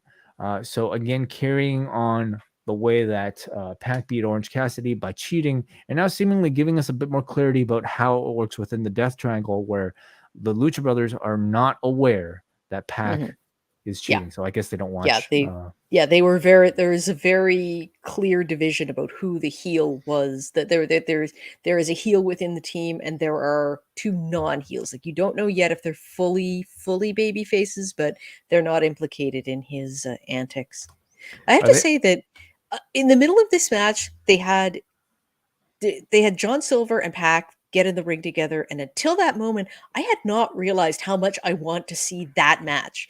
Like, I immediately am like, oh yeah, like no, don't do that for the All Atlantic title. I mean, we're getting something else, like but two muscular, buff, fast like, guys. Geez, like, it's one of those things like, oh, you hadn't thought of that, but yes. Totally, absolutely. Yeah, I thought it was a very good match in ring at a high level, thanks to Silver and the Death Triangle. This one, I felt also unfortunately suffered from a rush build, and this one I give them, full leeway for rushing, because clearly it was not the scheduled main event. But I thought it was like a really interesting opportunity they could have, with maybe a bit more foresight, promoted about Pac pulling double duty in back-to-back matches. I thought that added a great deal of drama to the match following this. Yes. It would have been great if they could have made that a bigger story heading into the match, having Pac react to the news, maybe using that as some justification for him having to resort to cheating because he was up against, so many odds. Anyway, yeah. Any other thoughts on the match here, Kate? No, I thought it was a very good match. Thought it was very enjoyable. I think that there is something to be done with the Dark Order, where there is this sense that they are the perennial bridesmaids, that eventually you're going to, like, people want to see them get some big win. And I don't know, you can hold that off, but eventually it feels like, you want to see them get something, and we'll see how that develops. We move straight into Battle of the Belts 4 as Pac stays outside to defend the All-Atlantic Championship against Trent Beretta. Pac, now firmly establishing himself as a heel to this audience, is, I felt like some of the matches were a little bit tepid on Rampage. I didn't get that sense at all on Battle of the Belts, man. No, Battle of the Belts, they perked right back up. Yes, they did here, because Pac is wrestling as a full heel, and Trent came out here just full of fire. He, just to take us through some of the highlights, he hits this avalanche brainbuster on Pac, or he takes an avalanche brainbuster, I should say, on his injured neck, of course. Trent then pulls Pac from the bottom corner right into position for a pile driver. They fight onto the ramp as Pac lifts Trent and hits a brainbuster off of the elevated ramp onto a table set up below. Just an insane spot. More punishment on Trent's injured neck as Bryce Remsburg is threatening to call the match off as Trent waves him off. Pac's back is all cut up from the table. Pac sets up the black arrow, but Trent gets his knees up. Crowd is very hot at this point. Trent then hits a spear, but Pac gets his knee up to block that. We get an avalanche half and half suplex from Trent that gets a 2 count. Pac then applies the brutalizer while on Trent's back, but Trent gets to the ropes. With Pac continuing to get frustrated, he again grabs the bell hammer, uses it on Trent behind the ref's back, and Pac again cheats to win. Your thoughts on this match, Kate? I think that this is where that issue of not having the time to build up the story of the back-to-back matches, it made the ending feel more deflating than it really had to. Like, yes, you're going to shenanigans, the very same shenanigans twice in a row. You're inviting people to kind of complain about that. But if you had the opportunity to sort of do this story where, well, yeah, of course he's going to cheat. He is to do 2 matches in a row. He's going to use whatever tactics he needs to.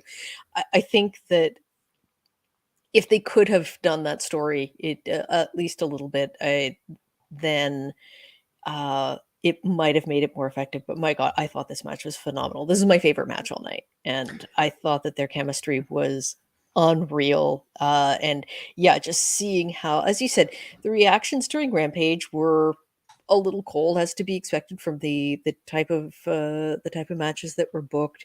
But oh my God, did the crowd come alive for this, and rightly so. I think that you went through, you had at the beginning, you had, it was a split cheer, and then you had like the this is awesome. You had fight forever. You had people doing an AEW chant. I thought, like just excellent work all around. And I thought that they told a good story in the ring of just him constantly going back to attack Trent's neck.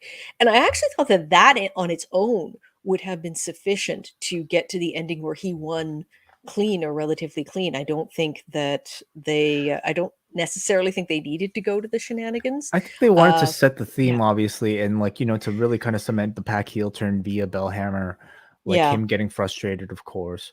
I didn't hate it, but I didn't. You're going to get that thought that, aversion yeah, to any sort of cheating anytime on it's Rampage twice in a or row in the AEW. exact same way. Yeah, Yeah. that's understandable. But in this Yeah. case, I can excuse it because they're trying to, tell you a story here with Pac. Yeah. Mhm. I hard for me to say whether or not I like this more than Gunther versus Sheamus. I will say I think WWE did a way better job promoting Gunther versus Sheamus by making it feel important Yeah. than just kind of a match that honestly I was not that excited for. But No. because I think these two did such a great job, in particular Trent, which I mean in Pac, wrestling 2 matches in a row. I thought the concept of like one person wrestling from one show to another was really interesting as well. That might have really It also perked the meant crowd that up. they could switch, like, they could do the switch incredibly quickly. Like, I actually Yeah. ended up missing about the first minute or 2 of the, Pac Beretta match Mhm. just because I was watching Same. online, I had to switch feeds, so it's like, "Oh, shit." Yeah, people in the and by US the time I logged in, it was like, "Okay, they're like, we're already, off to the races." Yeah, people on TNT obviously didn't have that issue, but us watching online on the TSN app, they had it on 2 separate places where you have to log out and then switch to TV. So, yeah, so this I think puts a lot of attention on Pac, of course, for that covert heel turn. Out came Orange Cassidy right afterwards, so they set up the rematch for Toronto. I like this a whole lot. I think Pac has been doing tremendous as his champion. A part of me feels like he needs a bit more presence, to on TV to feel like this is more than just a story that's being built up through like hot matches. But Yeah. yeah.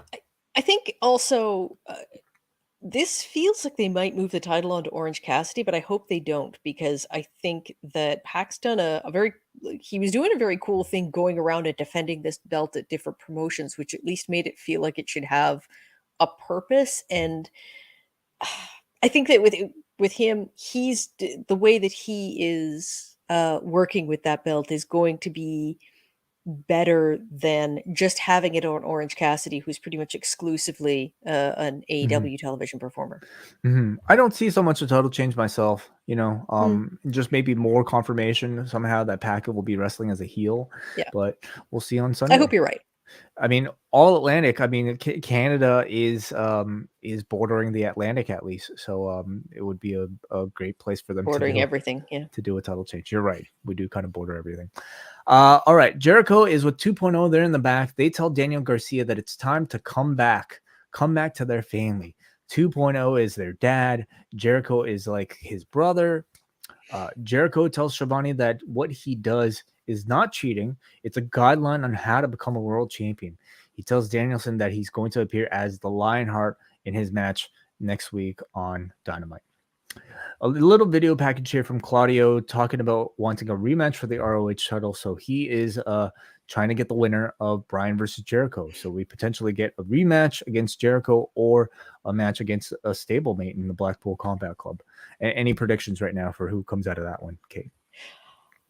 Um, I think Jericho retains because I think that he is still probably the best person to be carrying your banner if you're trying to get a TV deal. I don't know how close. There was something that came out this week where it was basically that uh, supposedly Time, TBS, Time Warner Discovery, like all the company had basically told them, it's like, oh yeah, keep doing the Ring of Honor pay-per-views, and we'll pay attention and figure out like what we can do for TV, which just sounds like a terrible thing to hear to me, because it's basically like nothing. It's like there's no progress been made whatsoever.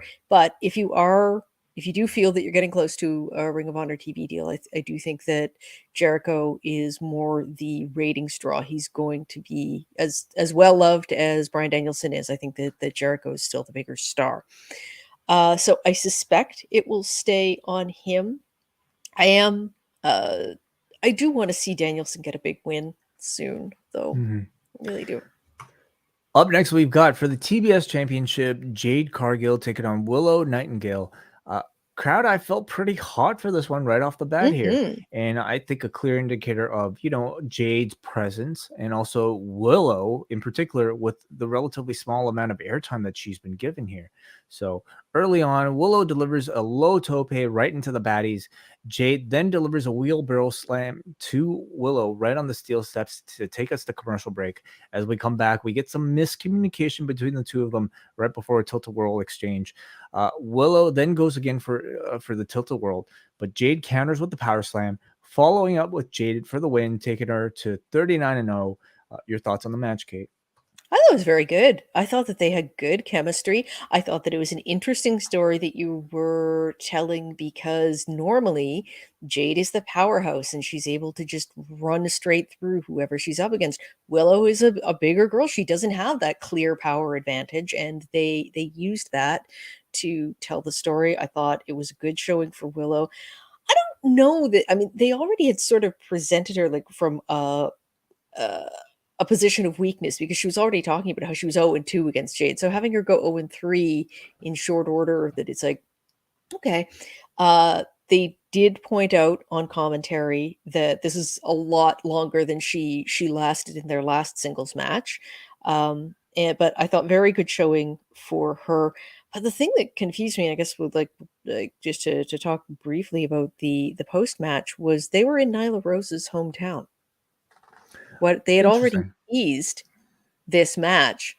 Why would you not go to that match in like where you have where it's obviously going to get a big now look, they did these two characters are ones that the audience is quite invested in, which is an accomplishment in that women's division.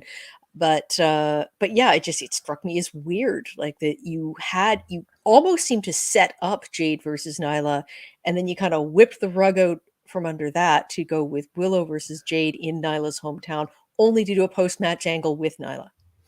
I would suggest that it's probably because they don't consider Battle of the Belts to be an important enough Hmm. show for something that is actually, built from story. And that's to me what Battle of the Belts is right now. If Well, anything, it ain't getting importanter if you do things like this. well, it honestly feels like it's at this point sort of like the C-level show. If we're talking about Rampage being a B-level, just and that's no slight on any of the talent. It's a slight on the lack of story that Sorry, that of we're course. devoting to these matches. This was just kind of like thrown together on the Wednesday right before this. Wait till we get to the main event, okay? But like, the in ring is always quality on any AEW branded programming, right? But it's the lack of story time and the lack of attention to get to a challenge like this. Why is Willow Nightingale coming off of 2 losses to Jade Cargill getting a title shot? I know she got a pinfall, but like I think you need to put a bit more steam and momentum behind challengers. Anytime they're competing for any sort of championship, and that means not introducing them like on TV. Oh man, let's get to the main event here. All right. So great energy from the crowd here for this Willow match. They're giving her the underdog push, but like this crowd is there for it. Like they want to see her succeed whenever they want to pull that trigger. Matt Hardy, Matt Hardy is with Stokely Hathaway and Ethan Page. Matt Hardy wants to know why Ethan Page and Stokely have been following him. Stokely has his iPad footage out of Hardy speaking to Private Party in the back as he continues to accuse Matt Hardy of contract tampering. Matt Hardy says they were just talking. They're longtime friends. He's their mentor, and he's not contract tampering. As we've been discussing, Kate, this sort of contract tampering story is so Bush League, especially now. It's I'm trying to think of a time when it might have been clever. I understand like this is a company that is catering to an audience that is paying attention to the online stuff, but when it's hard to But laugh we at. hate this. Well, We don't like the online. If you look at people's online reaction, we fucking hate it. No one wants this. In particular now, Kate, when it's really hard to laugh at any of AEW's digs at WWE when they're making far more headlines for their own internal problems. Yeah. So, I mean, I don't know. It might have been some talents like kind of clever way of like building up to storyline, but for one thing, nobody wants to see any more fucking contracts like to lead to feuds. And secondly, any sort of attempt at a dig at the rival organization, they might consider cooling that off right now until they get their own issues fixed. Yeah, definitely. So speaking of letters and things that printed on paper, Hook is interviewed up next. And this is actually maybe a step in the right direction because he's interviewed by Lexi Nair as he is asked about the Truth Busters letter that they left to Hook as Hook tears up this letter. So we don't even know what it says. Could have been a contract. Could have been, I don't know, some sort of implication of contract tampering. I'm now like scared whenever I see paper on this show. We will never know.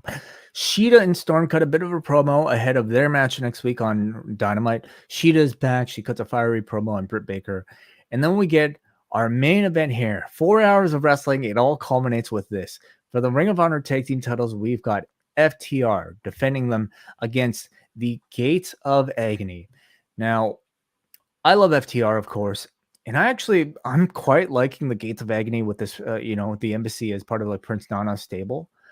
I have no time for a world tag team title match being built off of a team that's made only one appearance on AEW television, a Rampage match since July. Who the hell are the Gates of Agony if you're just a casual AEW viewer? And why are they suddenly getting a tag team match? I mean, I know the answer. Yes, they are an ROH tag team. I suppose they're the only ROH tag team, and that's why they're getting it. But to me, like, especially to end the night off like this, feels just like we're just getting a match, for the sake of a match. I honestly think I might have gone with Jade and Willow at the end. I think that it would have been a little more energetic. It was a tighter match. It was not that there was anything wrong with the FTR Gates of Agony match. I thought they did pretty well. But yeah, unfortunately it was very typical of the sort of scattered energy that you're getting when you start sort of mixing AEW, Ring of Honor, and obviously it's just they wanted to give people something with Ring of Honor with FTR. which I absolutely support. But this was. I mean, that's great, but give me the proper introduction about who the Gates of Agony are and why they're suddenly deserving of a championship match. Like, you're just Yeah, and I think that Tony was saying that he wants to um to get into using video packages and things like that more, which there's been some progress on that in the last week, in the last couple of weeks. But okay, so do that. This is a perfect example of when you should have done this. Yeah. Yeah, I mean, it just calls to me like continued issues with, I think, AEW's ability to tell stories. And this is not any sort of like slight on the top level guys. Like an MJF is a great storyteller, a Chris Jericho is an amazing storyteller. But some of these other guys, and I'm talking about like 80% of the other roster who doesn't get that airtime. Why aren't they getting that airtime? You know, and if it's just matches, could these slots not be better used to show, to, I don't know, build up to like larger stories with other people? I'm kind of rambling at this point. We should try to finish up this recap. ROH tag titles, FTR versus the Gates of Agony. Gun Club are watching in the crowd dressed up as Dax and Cash. So that's really the match that we're building up to with this tag team title defense. Long heat on Cash throughout the break as Prince Nana stomps on him on the floor. Dax finally comes in with the hot tag, but he's quickly cut off by Toa, who is kind of being built as like the monster of the match here. FTR have to double team to finally take Toa down. FTR then hit a double draping DDT to Toa, a bit of a reference to the prior Randy Orton connection. FTR then goes for the big rig on Toa, but Toa is way too heavy to get up for it. So it takes them 3 attempts, but FTR finally hit it. Nana distracts them for a cover as Dax throws Khan into him, and then Dax hits the backslide on Khan for the victory. Good match, but I mean, to me, this is where I felt my energy dip, especially at the end of 4 hours, where a lack of introduction nor real build to why this match was happening was certainly affecting me. Yeah, I think that I was feeling this one a little more. Again, that I liked the match. I did think it did make me want to like, do I want to see more from the Gates of Agony? Yeah, actually I do. Would I be interested in seeing them and Brian Cage do something in a trios program? Yeah, I would. So in that sense it was successful, but it's just starting people off uh with a title shot like this. It's like, okay, but I need a reason to be invested in this, and you've got an embarrassment of riches. You just, they need to work on how to manage them a little better. Yeah, I understand like the issue of wanting a card to feel attractive enough to be considered, a battle for the belt special, battle of the belt special. And that's why he wants to put more title defenses on. But like a title defense without story, without like justification for the title defense happening, and like not more than one appearance on Rampage from the challengers, just devalues the titles, in my opinion. But it's wrestling. It's not boxing. Like, boxing, you can do that. Like, okay, you're next. You get you guys get the next shot. You get the next shot. It's like wrestling. You watch wrestling because there is that element of storytelling to it, and this element of scripted storytelling to it. If it doesn't have that, then yes, it is lacking an important element. But I like the match. I like the match too, like especially like the way that they presented Toa as a giant. I thought he made a real impression, and again, I want to see more of this like Gates of Agony embassy thing. After the match, we had Cage, Wardlow, and Joe all coming out to a brawl. They're doing a stare down, so similar scene as Wednesday. Further, faction warfare between all of these few. Do you feel like, tonight changed your opinion at all about Battle of the Belts? Where do you see Battle of the Belts as sort of a concept and as a fan right now? It's always felt like a second hour of Rampage, so this actually felt like the best way to put it. I thought that it felt like a bigger deal than Rampage did tonight, but that is more maybe a criticism of Rampage than it is praise to Battle of the Belts. I think that those specials are still a very much they're a work in progress, and I might be like which is that they're enjoyable wrestling, but they're not there yet. I think Yeah, So I definitely like. I think that tonight's Rampage was more along the lines of the Rampage, the B show we've come to expect. I do think that they should look at doing, and I don't know if this is financially viable, but having it live made a big difference, and you could absolutely tell with the energy of the crowd that so So yeah, that was the thing. Tonight sort of was I believe the first in a series of like standalone rampages, and this Mhm, comes off of I think a lot of public criticism towards the importance of Rampage. I believe like Tony saying that he wants to revamp it somehow. I mhm, didn't get much of a sense of a revamp beyond the addition of a second hour in the form of the Battle of the Belts. no, And what I mean by that is like I it just felt like a series of matches to me. Yes, they're hot matches. Yes, they're for titles, but they're not for titles that really mean a whole lot. Um, yeah, I what I'm missing is still the element of storytelling. You had, somebody and really star power and presence on the show. You had a Jon Moxley available to you on tonight's show, and I think like in order to make this feel more like a Dynamite, maybe having him like actually maybe speaking a little bit on the show. There might be some reluctance on like featuring people two times from Dynamite and mm. Rampage. I don't think that's an issue. Like I think when you're trying to create the perception that Rampage is also for your stars, like you should be having your stars doing similar things on both See, I shows. do think it's an issue. I think that with the size of the roster they have to be they should be spreading out who appears on which shows. They just have to be more judicious about making sure that the big stars do get spread out between the shows and that they're not all just concentrated on Dynamite. Um, so yeah, I would not have. I don't know that I would have chosen to have Moxley speak on there. I think that you could have played around with the format a bit between this and Dynamite to try to get like a better balance of So both maybe if shows. not Mox, then maybe have his opponent speak, Mhm. and an MJF or a future opponent. Like Yeah, have Rampage actually feel like a necessary part of the other side of the exactly. story. Yes. And thus far, I mean, they're just hot matches, and I can watch Mm. hot matches to like on any show right now.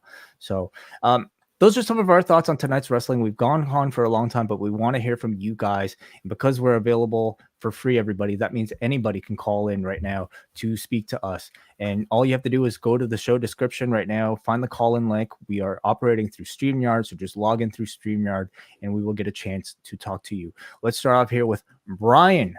Brian, welcome. Well, Brian, welcome to Rewind-A-SmackDown. Hey. Thank you. Yeah, fantastic show covering 4 hours of TV, Wai and Kate, and yeah, there's plenty of good stuff from tonight. My favorite matches from SmackDown, Gunther and Sheamus, and from 2 hours of AEW, uh, Pack and Trent. Even though both matches ended with you know the shady foreign object finishes, but nevertheless, they're building to future matches at both those matches, so that's all well and good. And with the on SmackDown, I think one thing being lost in the shuffle is the journey of one Walking Wild. He went from this young fan who admittedly was the designer of the first ROH logo to Shima Zion to Zima Ion to DJZ to NXT and now SmackDown. And that is just so freaking cool to me how far this young guy has gone. And Mhm. within AEW, in regards to the ROH incorporation, not sure if this is being talked about enough, but I say just pull the trigger, bring in the Briscoes. Yeah, I mean, they are a notable sort of omission from like any sort of ROH content on AEW, and I don't know. Part of me like still wonders if there's sort of any weirdness with like that reported I, Yeah, thing from Yeah, Warner. I think that if they're not bringing them in, I think it's because that's the network's call at this point. And uh, and if it is the network's call, maybe the network should educate themselves a little more about what's actually been said, because I think that. I personally think that they have done enough to clarify the situation and to try to apologize for what was said. Yeah, what's been said since. I just think those two interacting with Jericho as the new ROH champion and his crew, I think would be quite entertaining. And that's pretty much all I have to say tonight. And obviously, rest in peace to Sara Lee. Very tragic story, but the outpouring of support from numerous names in the wrestling industry, like $10,000 from Tony Khan, several thousand from her former colleagues, and maybe people she's never worked with. It's just very nice to see. So, yeah, that's all I got to say. Thank you so much, Brian, as always, for the call. I neglected to do this earlier, but I want to give special attention, of course, to our super chats. And this one, 1111 from Reggie Simmons says, I have no idea how you guys get through packed wrestling weekends like this, but so grateful you do. Post wrestling for life, or at least until the caffeine wears off. Tomorrow. Thank you so much for the 1111 support, Reggie Simmons. I like that number. And then we got a Davidian Alter who sends $5 of super chat, who says, I could listen away talk about paint drying. AEW is WCW 2022. Thank you so much for the support. I mean, that is an analogy that has been made in good and bad. One of the best memes I've ever seen, Kate, has been, I mean, I will pull it up maybe during the next call, but anyway, let's go to Hansi. Hansi, thank you for joining us. What's up? What's going on? Yo, wait, before I ask my question, and I'll move on quick. I don't want to derail the conversation. It's because you used a couple of words, and maybe because I've been watching this for a while now. Have you watched Sopranos recently or something? I have not. Why? Oh, okay. Because when you used inferring and the genesis of whatever, those are two common phrases. And plus, there is a good tie-in because Sterling did make a reference when he said those guys never had the makings of a varsity athlete. It's what Tony Soprano's uncle said when he had Alzheimer's, and it just made Tony snap. So it was like a little callback on that Sterling did or whatever. If anyone missed that, but I'm the only one that caught it most likely. But I was gonna say I think everyone missed that. Yeah, I know. Sure. I'm sure the Sopranos mark now that it's stupid, but awesome. I was gonna say that there's two theories that I've been seeing floating around about Sami Zayn. One is that people think that when they turn on him, that he's gonna, because maybe he's been doing the conspiracy stuff still, and the only way to crack it is going to the top guy who basically run stuff, because you're kind of infiltrating the top space, the top draw, the most important guy on the roster or something. And some people think because Jey Uso has been so subservient that when he gets over, one thing I appreciate about Jey Uso, when he gets overly hype, it comes across as a guy that's been beaten to death, been in some servitude, that he's being aggressive because he's still having Stockholm syndrome. So he gets overhyped, he's still kind of a prisoner of Roman Reigns, right? So some people think that Jey Uso doesn't really hate Sami. He thinks that he's getting mad because he's seeing someone else get sucked in to Roman Reigns' atmosphere, and he's trying to actually save Sami Zayn, maybe. But again, those are interesting theories. Maybe they go for them. I have no idea. But I mean, those are two pretty compelling ones that could be, further investigated into. You know what I mean? I think that certainly Jay's body language in the segment at the beginning tonight did lend itself to an interpretation that he does almost suffer from a kind of PTSD, where he was the gestures were very much sort of subservient. Someone who had been beaten down, someone who was sort of scared to stand up for themselves. So we'll see. Yeah, and it's a good thought. What's it called? I appreciate that. And before I go, I'll just talk about AEW. It's a shame that the thing is, the reason why some of these shows might not feel as maybe because they're quality, but there's not really much going on, in the sense that some of these matches feel empty, is that when the real life discourse overrides it. I think that honestly, because again, if you're somebody maybe for other people that don't go online, they can go out and just enjoy a show. When I'm not on Twitter or anything like that, I'm just enjoying it. I know I'll enjoy shows a lot more because I'm not on Reddit or social media, right? So now it feels because stories are in a 24/7 news cycle, there's things breaking that now it just makes the program. And if I'm someone like for AEW to kind of know that something could happen, if I'm the talent, I would be kind of pissed because the talent put on one of like the best quality shows on Dynamite for the 3rd year anniversary. Like that MJF and Yuta match is something that we should be talking about with the old school tactics of maximizing the most reaction. But like instead we're talking about somebody wants to leave. Like if someone wants to leave, then just let them leave. Like I just can't imagine that like if someone doesn't want to be somewhere, that like you're gonna let some guy cause a lot of trouble to then get fired or whatever the narrative is today. Like it changes every single time. So I think when that stuff goes on, half of the stuff doesn't really mean anything. Like if you want to make Battle of the Belts feel special, you need maybe just do like Pollock said a couple of weeks ago, maybe advertise a couple of matches, have a world title match that goes the entire hour. Like, you know what I mean? Like make these shows feel special. Like you can't just give away title matches every single week. You know what I mean? Because I get why they do that. They do that because you want to get like filler defenses out of the way, but there should be overall storylines of where things are going. And sometimes I feel like they do quick ones and they scatter their feuds. And that's all I got to say, but I'm sorry for rambling on, and you guys have a good night. I'll talk to you guys tomorrow for Extreme Rules. Right. Thank you so much for letting me talk, man. Peace out. Thank you as always, Hansi. Yeah, Extreme Rules post show tomorrow with me and John right here, youtube.com/post wrestling. But you know, like I feel like Tony Khan is relying on titles really just as sort of like, hey, watch this because it's for a title, without any sort of like explanation about but why he's got this so many title titles. is important. Like, okay, well, why am I invested in the All Atlantic title as opposed to the TNT title? Well, not even opposed to, but it's a lot of friggin' titles moving around. I will say that I don't. I think that amidst the very, very valid criticism, it can get lost that this is a company that has just sometimes through its through because of its own functions. They have lost a ton of people to injuries.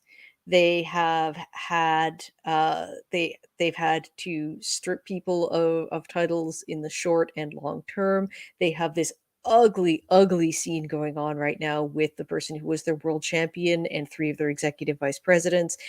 There have been all of these. They had this thing with Andrade where they forced them to rebook a match for tonight. There is so much that they're having to juggle that is just outside of, like, even if they wanted to build stories, it's becoming very difficult because it's just every single week some new kind of wrench is being thrown into the works. And I do think that is a much bigger factor in terms of the effect it's having on their storytelling than we're letting on. Very fair. Let's go up next to Muggin. Welcome to Rewind-A-SmackDown, Muggin. Hey. Hello and good evening. How are you doing? Hey, what's up? Good. I mean, I had time for SmackDown tonight because I was watching Werewolf by Night again. I loved it. It's excellent. Yeah. Very good. Kate, this might be an MCU thing you might be into if you're into horror. Oh yeah. Yeah. It's spooky season. I keep looking for an in. Like I keep asking people to tell me, is this okay? Where because that's the thing. Like I didn't get started and now I'm afraid. Kate, you don't have to. Kate, you don't have to watch anything prior to enjoy Werewolf by Night. You can enjoy it on its own. Anyway, about SmackDown, there was a lot to like. It's about time Legado del Fantasma showed up because I feel like my biggest gripe with SmackDown since the new regime change happened was like, you know, Raw was getting Raw was having a lot more of the fun when it comes to like returns and debuts. I mean, they got Johnny, Candice, DK, EO, Baylor coming back as well. I feel like, you know, SmackDown on the other hand, they had Karrion Kross, whatever. But I mean, to me, Legado is like the first big get for SmackDown. Mm-hmm. And on top of that, having Zelina Vega being their female in the group is definitely a big bonus. I mean, as far as Elektra Lopez is concerned, I mean, I feel like she'll be better suited in NXT so she can get her reps in. And I could definitely see a scenario where, like 6 months later, if she does get the call up, I could definitely see her and Zelina being a tag team because I feel like that division needs more. Kate, would you be okay with that? Zelina getting into the tag team division? It's an idea. Maybe it is an idea. I don't know, maybe character wise, but I think that they have a lot of very talented women under contracts, and if they Right. want to build a women's tag division, they should focus on the ones who are strongest in ring. Great, cool. And I love the main event. It wasn't at the level as Clash of the Castle, but Gunther and Sheamus really had a very good main event. And the way it ended, it definitely begs for a third match. And only if Sheamus gets the title that it's eluded him his whole career. Because yeah, I mean, Gunther may have to take the loss here, but I mean, I'm sure there'll be a hell of a moment. And to go to AEW for a minute, man. I mean, I'm still racking my brain over how Sammy Guevara got out of this scot free, because I mean, it did pour a little bit of water on the Garcia Jericho story, because I feel like there's a lot. So the latest reports from, I believe, Meltzer say that like he did not throw a punch, and that he essentially was getting punched, and that he didn't do anything physically, and that he actually might have taken some steps to avoid a confrontation. Mm-hmm. Right. Which is I mean, hard to tell exactly what's going on, but I mean, to me, like, I mean, Jericho being the Ring of Honor World Champion and Garcia being the Pure Champion definitely does indicate that Full Gear will be a unification, because Garcia's been going on about Danielson being his hero, and I could definitely see a scenario where Garcia like pulls a page out of his hero's book with 2 titles, you know. Sure.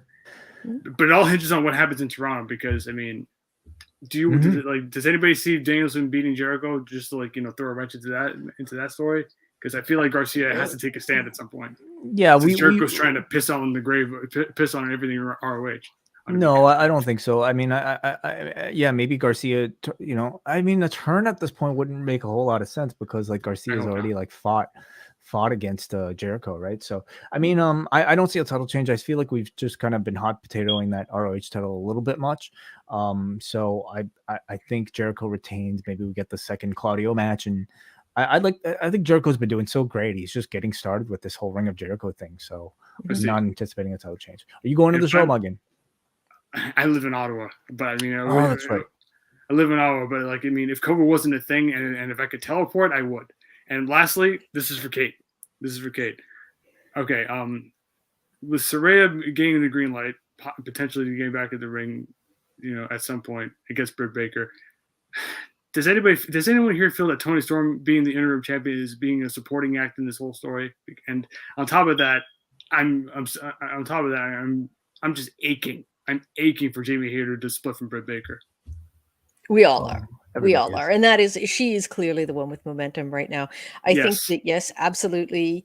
Tony does feel like the secondary player, or a secondary player in the women's division right now.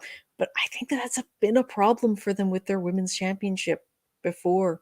Rio did not always feel like the biggest star in the division. She did not feel like the one who was getting the most attention when she had the belt. Sheeta often didn't. Sheeta was often eclipsed by what Britt Baker was doing. And I think Thunder Rosa, same thing, you know, Jade has come along and has sort of had this enhanced star power that the world champion just hasn't had. Like, this is, yes, it's true, it is happening to Toni Storm, but that's been the case for more champions than it hasn't been. And then I also want to bring up, you know, Chris Statler was, you know, just as she was starting to gain traction, like, you know, caught a nasty break with another knee injury. So, I mean, I could see a scenario where instead of Jamie going after the women's championship, I could see her being the one in Jade Cargill's unbeaten streak. Very possible. Yeah, I could definitely see that. That'll be a nice cherry on top from splitting with Britt Baker. All right, guys, I gotta go. Happy Thanksgiving in advance. Thank you guys for being this late. And I hope you're going to immediately change that battery in your smoke alarm again. It's very dangerous to have a low functioning smoke alarm.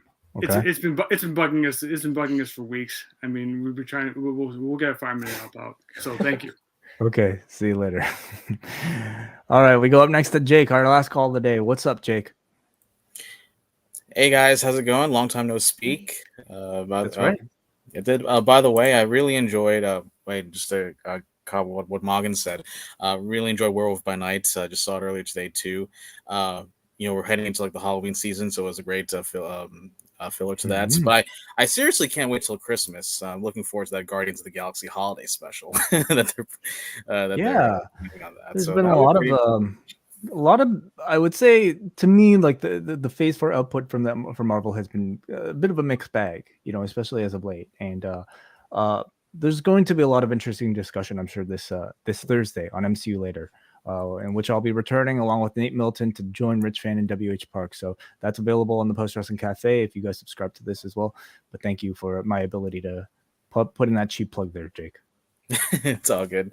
Yeah, we're looking forward to your return. So, but yeah, I really enjoyed the 4 hours of wrestling tonight. So I decided to take the night off and just to casually watch. And yeah, I mean, I know that a lot of people say that there should be more emphasis on story in terms of like Rampage and as far as like Battle of the Belts is concerned. But I do like. I do understand where people are coming from, and I agree in some parts, but I do kind of enjoy what the direction Pac is going in right now, with the kind of like developing his character and using his cheating ability. He's using his cheating ways to get the win. Sorry, what were you going to say something? I think it's great too. That is like one of the lone storytelling elements from tonight's 2 hours that I thought were a positive. I wish we had more of that. I wish we had more build up to those moments. The fact that he was about to wrestle, a double header, like two back-to-back matches in a row, whatever mentally is going through his head, like leading to some of the justification for cheating, just or a simple buildup of his opponent in Trent Beretta. I would have appreciated all of that. Yeah, absolutely, with the hammer and it's constantly using the hammer, so I gotta give props to that, and hopefully they'll probably he will continue with that gimmick hopefully going forward, like cheating his way to win matches. And even though regardless of what people think of the All Atlantic Championship, but it really fits Pac's character well. Yeah, cool. Well, and the other thing I want to mention is that I really enjoyed. I know a lot of people were kind of like it was a mixed bag for some people. What Tony Khan interview with Ariel Helwani. And I got to say, like, shout out to Helwani, fellow Montrealer for Kate. He's been getting the big wrestling interviews. He was with Paul Levesque and Tony Khan as well, getting both sides of the aisle. So, I mean, shout out to him.